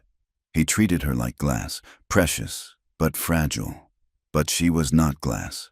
She was flesh and blood. On the fourth night, the rain returned. It beat a soft rhythm against the roof. The candle had burned down to a nub. They lay on the cot. Naichi was on his back, his breathing steady. Clara was on her side, facing him. She looked at his profile. She reached out and traced the line of his jaw with her fingertip. Naichi stopped breathing. He went perfectly still. "Clara," he warned softly. Clara moved her hand down to his chest. She could feel his heart hammering, betraying his calm exterior. "The doctor said I am healing," she whispered. Naichi turned his head. His eyes were dark fire in the gloom. "You are still hurt. I do not want to." "You won't hurt me," she interrupted. She took his hand, the large, rough hand that had cleaned her wounds, carried her through the storm, and held a rifle against the world for her, and she guided it. She moved his hand to her waist. Then, slowly, she moved it lower, to the curve of her hip. She watched his eyes. She saw the conflict there, the desire warring with the terrifying fear of causing her pain. "I am not broken, Naichi," she said, her voice trembling but sure. "Harlan tried to break me. He tried to make me hate my own body. If I stop living, if I stop wanting, then he wins." She pressed herself closer to him. "I want to win. I want to choose. I choose you." Naichi let out a shuddering breath. He raised his other hand and cupped her face. "You are sure?" he rasped. "Yes." He kissed her then. It was not like the kiss in the rocks. That had been desperate. This was deliberate. It was slow. He moved with agonizing slowness. He let her set the pace. When his hand moved to her leg, he paused, waiting for her to flinch. When she didn't, when she instead sighed and opened to him, he moved a fraction further. Clara felt a flicker of the old pain, the ghost of the iron, the stiffness of the scars, but it was drowned out by the sensation of his skin against hers. His touch was reverence. He treated her scars not as deformities, but as holy ground. When they finally joined, it was not the violent, taking act she had known with Harlan. It was a giving. Naichi held his weight off her, his muscles trembling with the effort of restraint. He watched her face, his eyes locked on hers, searching for any sign of distress. Clara gasped, her hands gripping his shoulders. There was pain, yes, a sharp reminder of what had been done to her, but there was also pleasure, a fierce, reclaiming heat that started in her center and radiated out, burning away the shame. She realized, with a jolt of pure joy, that she could do this. She could close her legs around him. She could hold him. Her body was hers again. "Naichi," she whispered, tears slipping from the corners of her eyes. He stopped, concerned. "Hurt?" "No," she sobbed, laughing through the tears. "No, alive. I am alive." She pulled him down to her. And in the small, shadowy shack on the edge of a hostile town, while the rain washed the world outside, they forged a bond that was stronger than iron. It was a claiming. They belonged to no country, to no tribe, to no town. They belonged, finally and completely, to each other. The peace in the shack by the river was a bubble, iridescent and beautiful, but terrified of the slightest needle. That needle arrived 3 days later in the form of a breathless Elena. bursting through the door just as the sun began to bleed its final red light into the muddy water of the purgatoire. She slammed the door and threw the latch, her chest heaving. Nietzsche was on his feet in an instant, the Colt revolver he had taken from a dead soldier years ago already in his hand.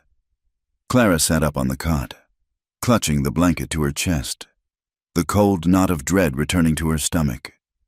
"They are coming," Elena whispered. Her face was gray with fear. "Who?" Nietzsche asked. His voice was calm, but it was the calm of a coiled rattlesnake. "Harlan Gable," Elena said. She moved to the window, peering through a crack in the shutters. "He rode in an hour ago. He has 6 men with him, not just ranch hands, hired guns from Dodge, men with cold eyes." Clara felt the blood drain from her face. Harlan. The name alone made the phantom pain in her ankles flare. "He went straight to the saloon," Elena continued, turning back to them. "He is buying drinks for the town. He is shouting that an Apache savage kidnapped his wife. He says you raped her. Clara, he says he will pay $500 to the man who helps him string Nietzsche up and bring you home." "He lies," Clara said, her voice shaking. Elena looked at her with pity. "It does not matter what is true. It matters what they want to believe. The town smells money, and they smell blood. The sheriff is with him. They are organizing a posse for the morning. They say they will search every shack, every barn. They say they will burn me out if I am hiding you." Nietzsche holstered the gun. He moved to the small table and began shoving their meager supplies into a sack: a loaf of bread, a pouch of dried meat, the remaining salve. "We leave," he said. "Now." "Where?" Clara asked. She stood up, her legs trembling. Nietzsche looked at her. His eyes were hard, stripping away the tenderness of the last few nights. He was a warrior again. "The mountains," he said, "to the high country." Clara hesitated. The mountains were Apache land, hostile land. But looking at Elena's terrified face, she realized there was no choice. The town, the law, the church, they had all turned their backs. Elena grabbed Clara's hand. "Go, Chula. If you stay, they will hang him, and they will give you back to Gable. And this time, he will not just chain you. He will break you until there is nothing left." The reality hit Clara like a physical blow. She looked at the small room where she had found her first taste of freedom. It was over.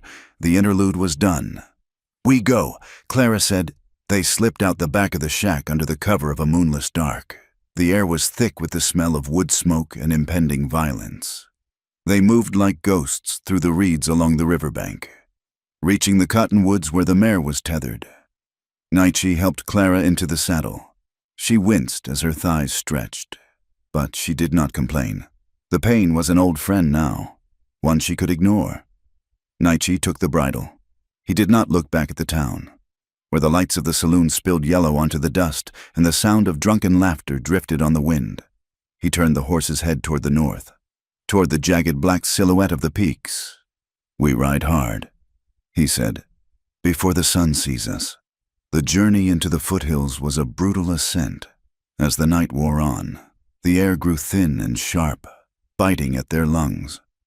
The landscape shifted from the rolling scrub of the high desert to steep, rocky inclines covered in pinon and juniper, and then to the towering ponderosa pines that blocked out the stars. Clara rode in silence, gripping the saddle horn.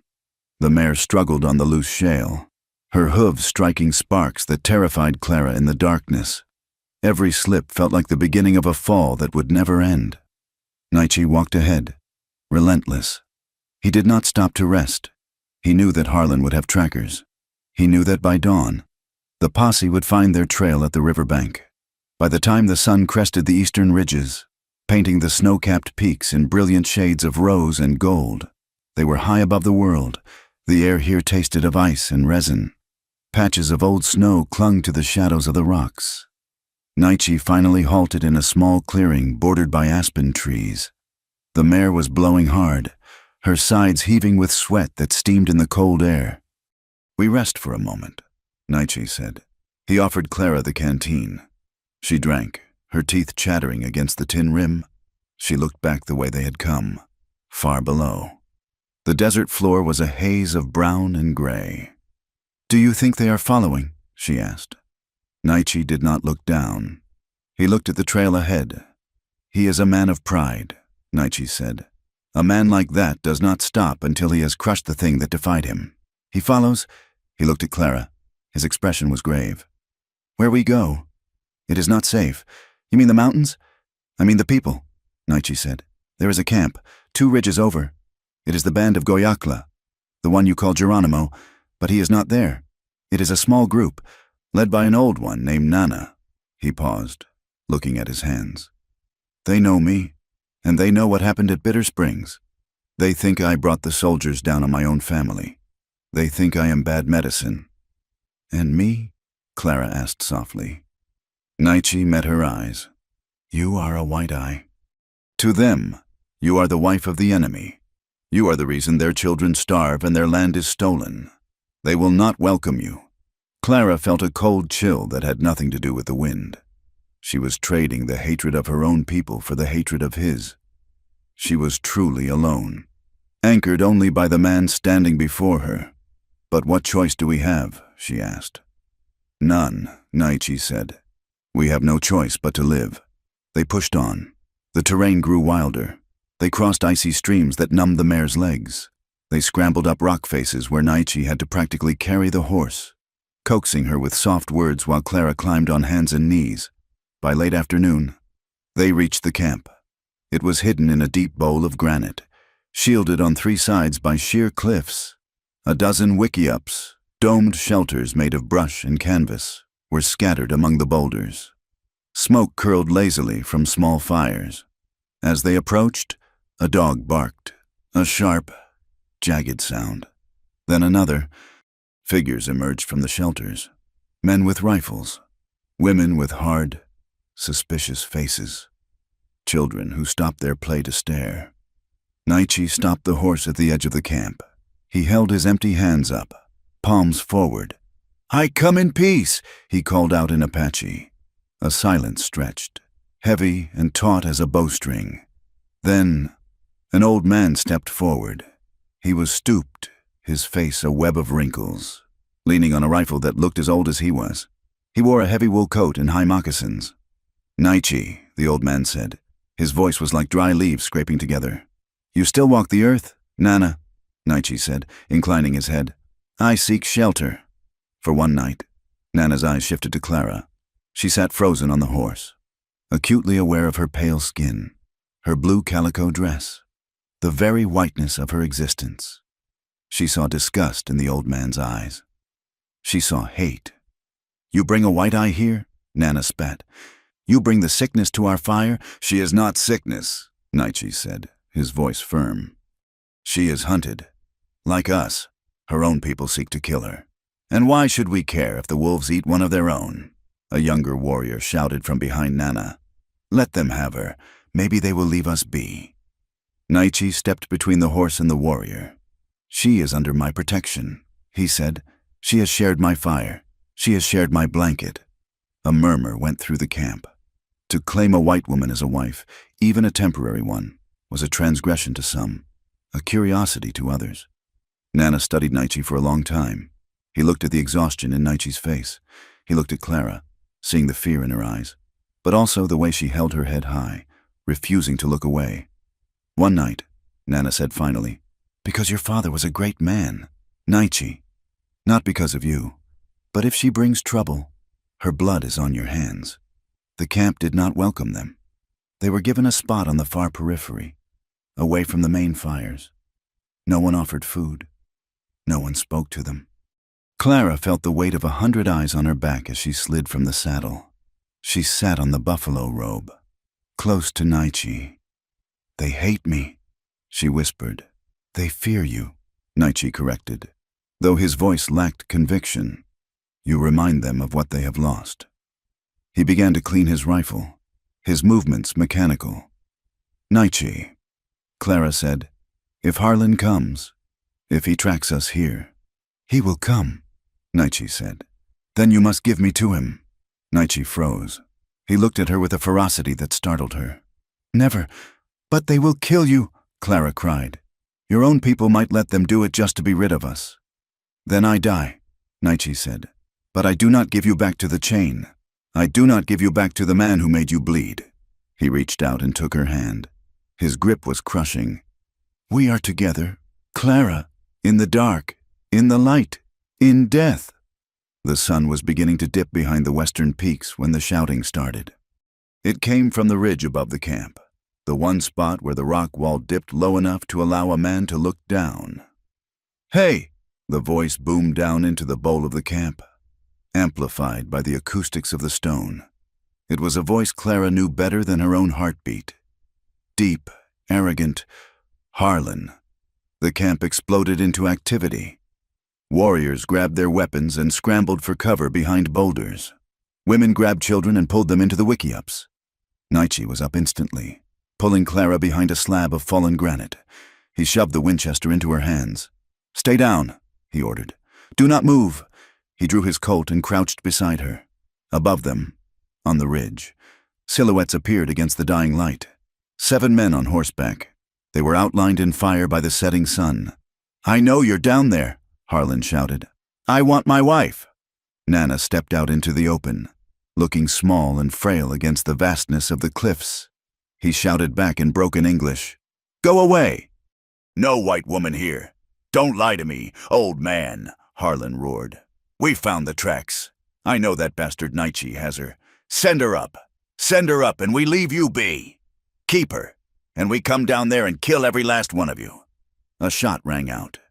One of Harlan's men fired into the air, the crack echoing like a cannon blast. Panic rippled through the Apache camp. The younger warrior who had challenged Nietzsche earlier turned on him, his face twisted with rage. Give her to them, he shouted. Why should we die for a white whore? He raised his rifle, pointing it not at the ridge, but at Clara. Nietzsche stepped in front of the barrel. You will have to kill me first, he snarled. The warrior hesitated. In that second of indecision, another shot came from the ridge. This one was not a warning. It kicked up dirt at Nana's feet. That broke the dam. The Apache warriors returned fire. Puffs of smoke bloomed from behind the rocks. From the ridge, the posse unleashed a volley of lead that whined off the stone and thudded into the earth. It was chaos.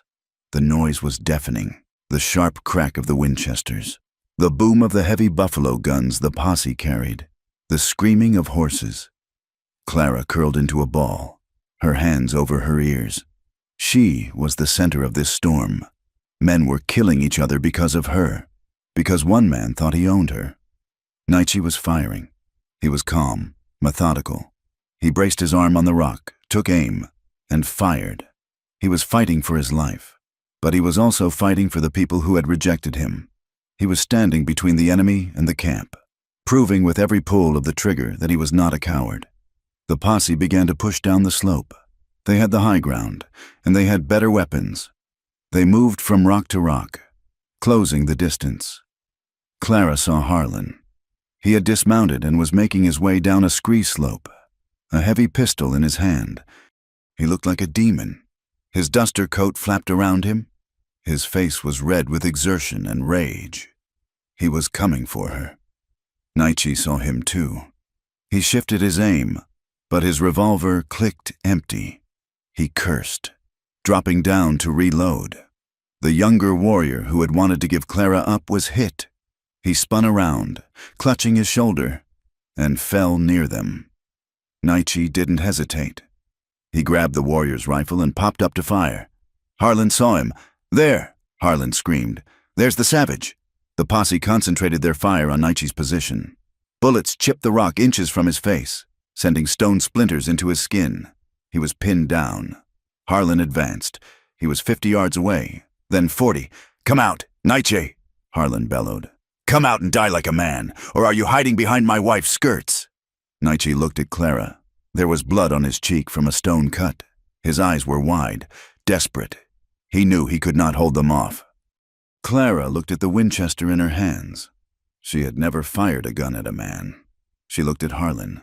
He was so close now she could see the sweat on his lip. She could see the madness in his eyes. Something snapped inside her. The fear that had ruled her life for 3 years simply evaporated. burned away by a white-hot clarity. She was not a thing. She was not a possession to be fought over. She stood up. "Clara!" Nietzsche screamed, lunging for her leg. She stepped out from behind the rock, into the open. The wind caught her skirt, whipping the blue calico around her legs. The firing faltered. The sudden appearance of a woman in the middle of the kill zone startled both sides. Harlan stopped. He lowered his gun slightly. He smiled, a grotesque, triumphant twisting of his lips. "There you are," he said, panting. "Come here, Clara. Come to me." Clara did not move. She stood tall, her chin lifted. She looked at him, and then she looked up at the ridge and around at the Apache warriors who were watching her. "No!" she screamed. The word echoed off the canyon walls. "I am not your wife. I am not your property." Harlan's smile faltered. "You're delirious, girl. Get down here before you get hurt." She took a step forward, pointing a shaking finger at him. "Tell them," she shrieked.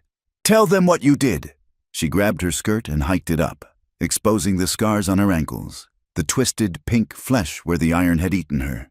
"Look," she screamed to the posse, to the Apaches, to God himself.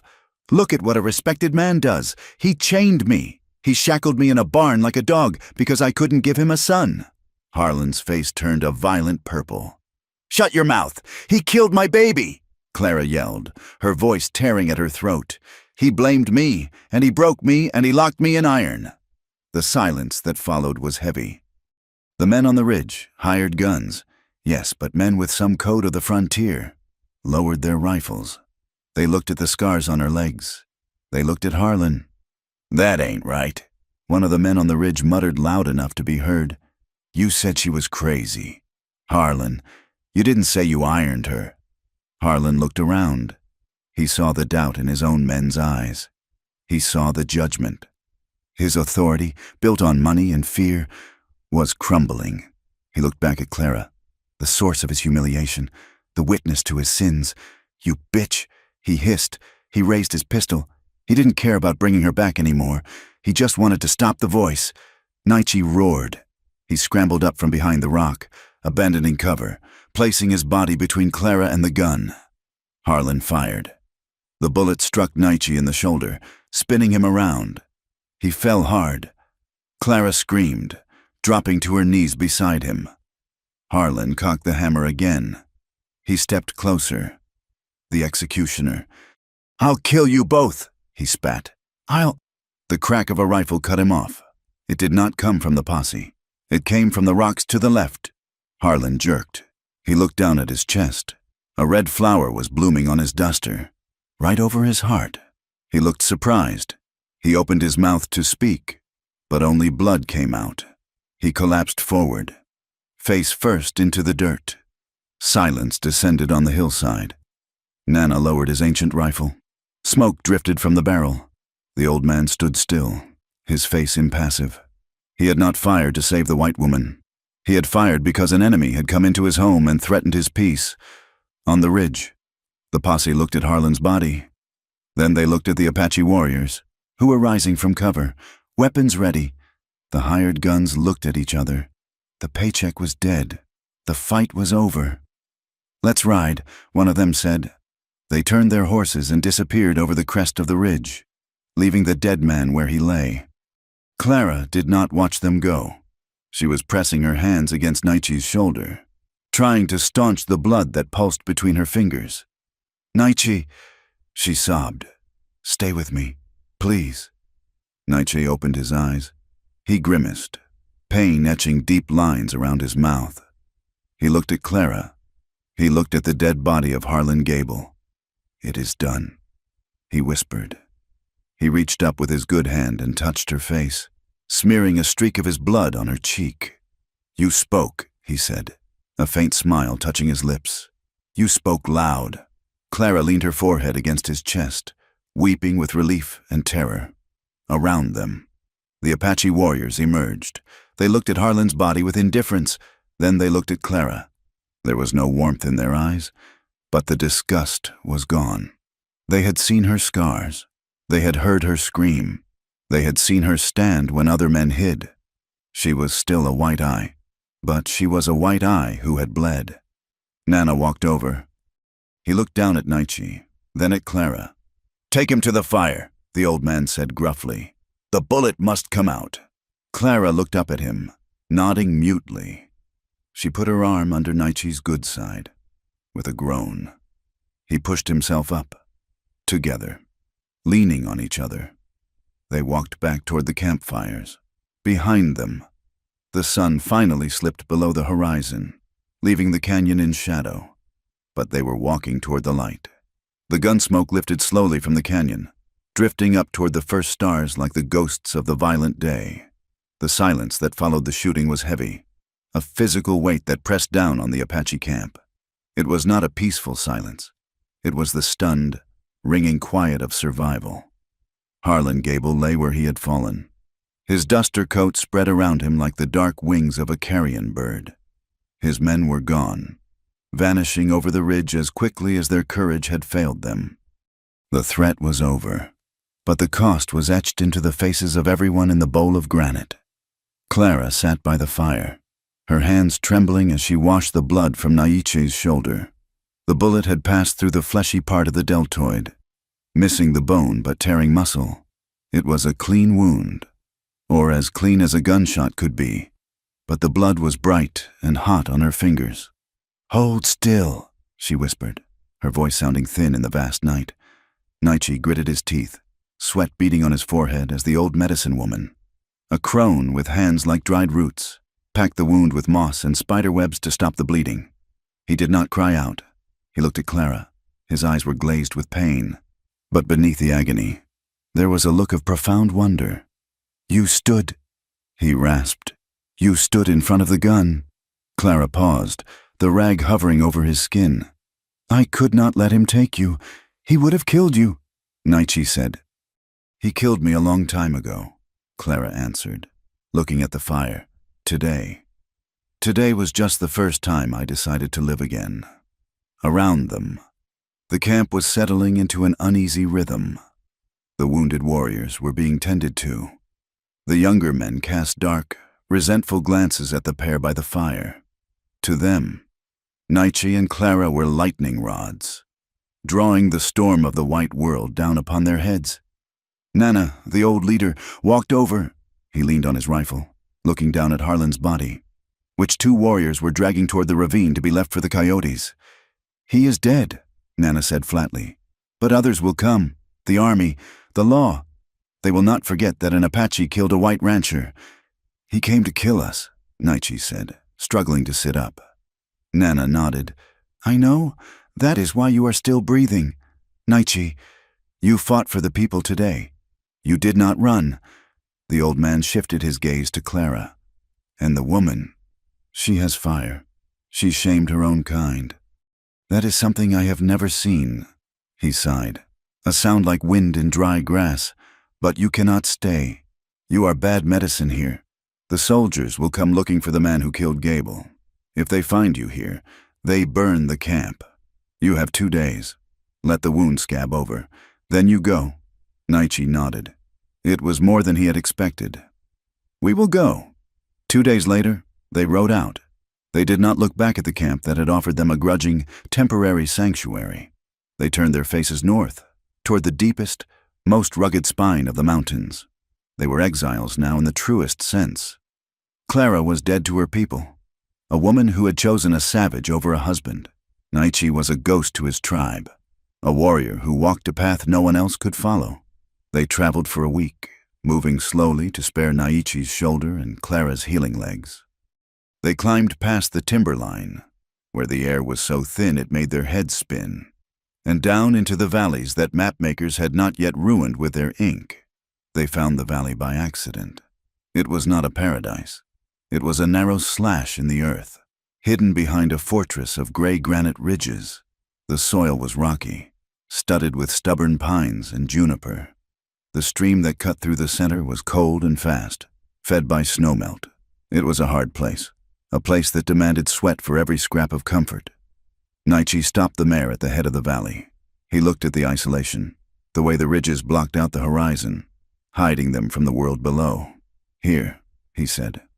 Clara looked at the wild, overgrown grass and the steep walls. It looked nothing like the soft, green pastures of Missouri. It looked formidable. "Here?" she asked. "The world cannot see us here," Naichi said. "We build," and so they began the slow, aching work of survival. They had nothing but the tools Naichi carried: an axe, a knife, a few blankets, and the horse. For the first month, they slept in a lean-to made of pine boughs, huddled together against the biting frost that lingered even into late spring. Naichi felled trees, with one good arm and one healing shoulder. He swung the axe with a grim determination. Clara stripped the bark, her hands blistering and bleeding until calluses formed. Thick and protective, they dragged the logs into place, notching them with clumsy, desperate precision. The cabin rose slowly. It was not a majestic ranch house. It was a rough, squat square of timber, chinked with mud and moss. The roof was made of shakes split from cedar. The floor was packed earth. But the first night they slept inside, with a heavy wooden door barred against the wind. Clara felt a peace she had not known in the big house with the velvet curtains. "This is ours," she whispered into the dark. Naichi's hand found hers under the buffalo robe. "No one enters unless we open the door," he said. Summer came, baking the valley floor. They cleared a patch of ground near the stream. It was back-breaking work. They had to pry rocks from the soil with pry bars made of hardened oak. They planted the few seeds Elena had pressed into Clara's hand. Corn, beans, squash. The garden was a battleground. The deer tried to eat the shoots. The crows tried to steal the seeds. Clara guarded it like a mother wolf. She carried water from the stream in a hollowed-out gourd until Naichi fashioned a bucket from bark and pitch. As the cabin grew and the corn stalks pushed their way up through the rocky soil, Clara's body began to change. The constant, agonizing fire in her legs had dulled to a low, manageable throb. The doctor's salve, combined with the weeks of rest during their travel, had allowed the deep ulcerations to close. The scar tissue was thick and white, roping around her ankles and across her inner thighs, marking her skin like a map of her suffering. But the infection was gone. One afternoon, Clara was by the stream, washing their clothes. She stood up to wring out Naichi's shirt. She paused, realizing something. She was standing straight.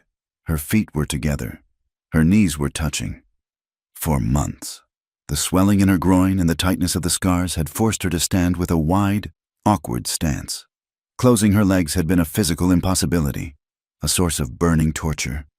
She looked down. Her skirt brushed the tops of her boots. She pressed her thighs together. There was a pull, a tightness, but no pain. She dropped the wet shirt. A sob escaped her throat, sudden and violent.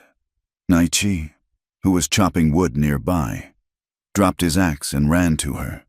He thought she had been bitten by a snake. "Clara, what is it?" She pointed to her legs. "Look." Naichi looked. He saw her standing tall, her posture natural, her legs closed. He stopped. He understood the magnitude of the moment. It was a quiet miracle. The iron ghost that had haunted her steps, forcing her to walk in a parody of openness, had finally been exorcised. "You are whole," he said softly. Clara shook her head, tears streaming down her face. "No, I will always have the marks, but I can close them. I can choose." Naichi stepped into the water, boots and all. He took her face in his hands and kissed her. It was a kiss of celebration, tasting of salt and river water. Yet, the past did not let go easily. The ghosts came at night. Naichi would wake up shouting, thrashing in the buffalo robes, his mind back at Bitter Springs, smelling the burning lodges, hearing the screams of his wife and daughter. He would sit up, chest heaving, his eyes wide and unseeing in the dark. Clara would reach for him. She would pull his sweating body down against hers, murmuring soft, meaningless words until the terror receded. "I am here," she would whisper. "The fire is out. You are here." And sometimes it was Clara who woke. She would jolt awake with a gasp, her hands clawing at her ankles, convinced that the iron cuffs were there. cold and biting. She would feel the phantom weight of the chain dragging her down. Naichi would hold her feet. He would wrap his large, warm hands around her ankles, covering the scars, anchoring her to the present. "No iron," he would say, his voice deep and rumbling against her ear. "Only skin, only flesh." Their intimacy became a part of the healing. In the beginning, they were careful, almost clinical, terrified of hurting each other. But as the seasons turned, as the aspen leaves turned to gold and then fell, their lovemaking grew deeper. It was not the frantic, stolen passion of their flight. It was steady. It was a language they invented in the dark. Clara learned to trust the weight of his body, learning that heaviness did not mean captivity. Naichi learned that his strength could be a shelter, not a weapon. There were nights when Clara would trace the bullet scar on his shoulder, and he would trace the ropey white lines on her thighs. They were reading the history of their survival on each other's skin. The valley did not stay empty forever. The West was a place of displacement. The wars, the fences, the railroads. They churned people up and spit them out, and some of that driftwood washed up in their valley. The first to come was a family of 4, the Jeffersons. They were black settlers who had tried to homestead on the plains, only to be burned out by night riders who didn't want colored folk on the land. They came over the pass in a wagon with a broken wheel, leading a mule that was mostly ribs. Naichi met them at the head of the valley, rifle in hand. Clara stood beside him. Thomas Jefferson, a man with shoulders like a bull and eyes that had seen too much sorrow, looked at the Apache warrior and the white woman standing together. He didn't blink. He didn't judge. "We just need a place to rest the mule." Thomas said, "We ain't looking for trouble." Clara looked at the woman beside him, who held a baby wrapped in a faded quilt. She saw the same look in her eyes that she had seen in her own reflection months ago, the look of the hunted. "There is water by the willows," Clara said, "and we have extra corn." They stayed. They built a cabin on the far side of the stream. Thomas was a blacksmith, and the ring of his hammer on the anvil became the heartbeat of the valley. Next came the Morales couple, elderly Mexican sheep herders whose flock had been scattered by a cattle baron's men. They brought with them a few surviving sheep and a knowledge of the mountains that saved the community during a harsh winter. Then came a man named Silent John, a white prospector who had lost his mind to mercury and solitude, but who could find water in a stone. It was a motley collection of outcasts. They did not fit in the towns with the churches and the laws. They did not fit in the tribes. They fit only here, in the cracks of the world. They formed a fragile, unspoken pact. No one asked about the past. No one asked why a white woman lived with an Apache. They judged each other only by the work they did and the help they offered. Prejudice still existed beyond the ridges. They knew that if they went to town, they would be spat upon. But in the valley, united by exile, they built a strange, new kind of family. The second winter was harder than the first. The snow piled up to the eaves of the cabin. The wind howled like a banshee for weeks on end. It was during the long, dark nights of February that Clara began to suspect her courses had stopped. At first, she blamed the cold and the meager rations. But then came the sickness, the morning nausea that sent her rushing to the bucket, the tenderness in her breasts. She sat by the fire one morning, wrapping her shawl tight around her. The realization terrified her. She remembered the barn. She remembered the blood. She remembered the silence of the baby girl who never cried. Naichi came in from the snow, stamping his feet. He carried a frozen rabbit. He looked at her, seeing her pale face. "You are sick?" he asked, dropping the rabbit on the table. Clara looked at him.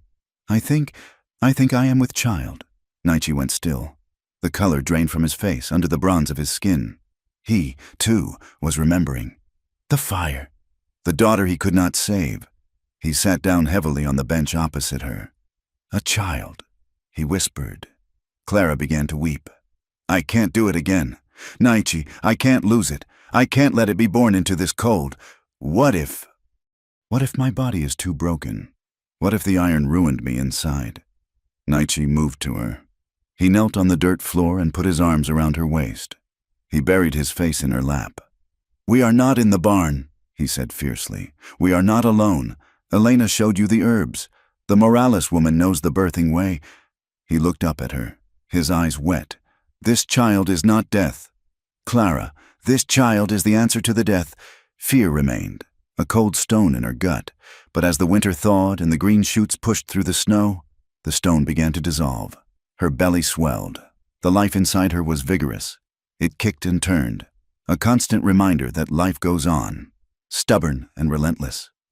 Thomas Jefferson made a cradle from walnut wood. Mrs. Morales knitted tiny socks from the wool of her sheep. The community wrapped itself around Clara, protecting the hope she carried. It was late summer. The air was thick with the scent of pine resin and dust. The crickets were singing their evening chorus. Clara sat in the doorway of the cabin, shelling beans into a bowl.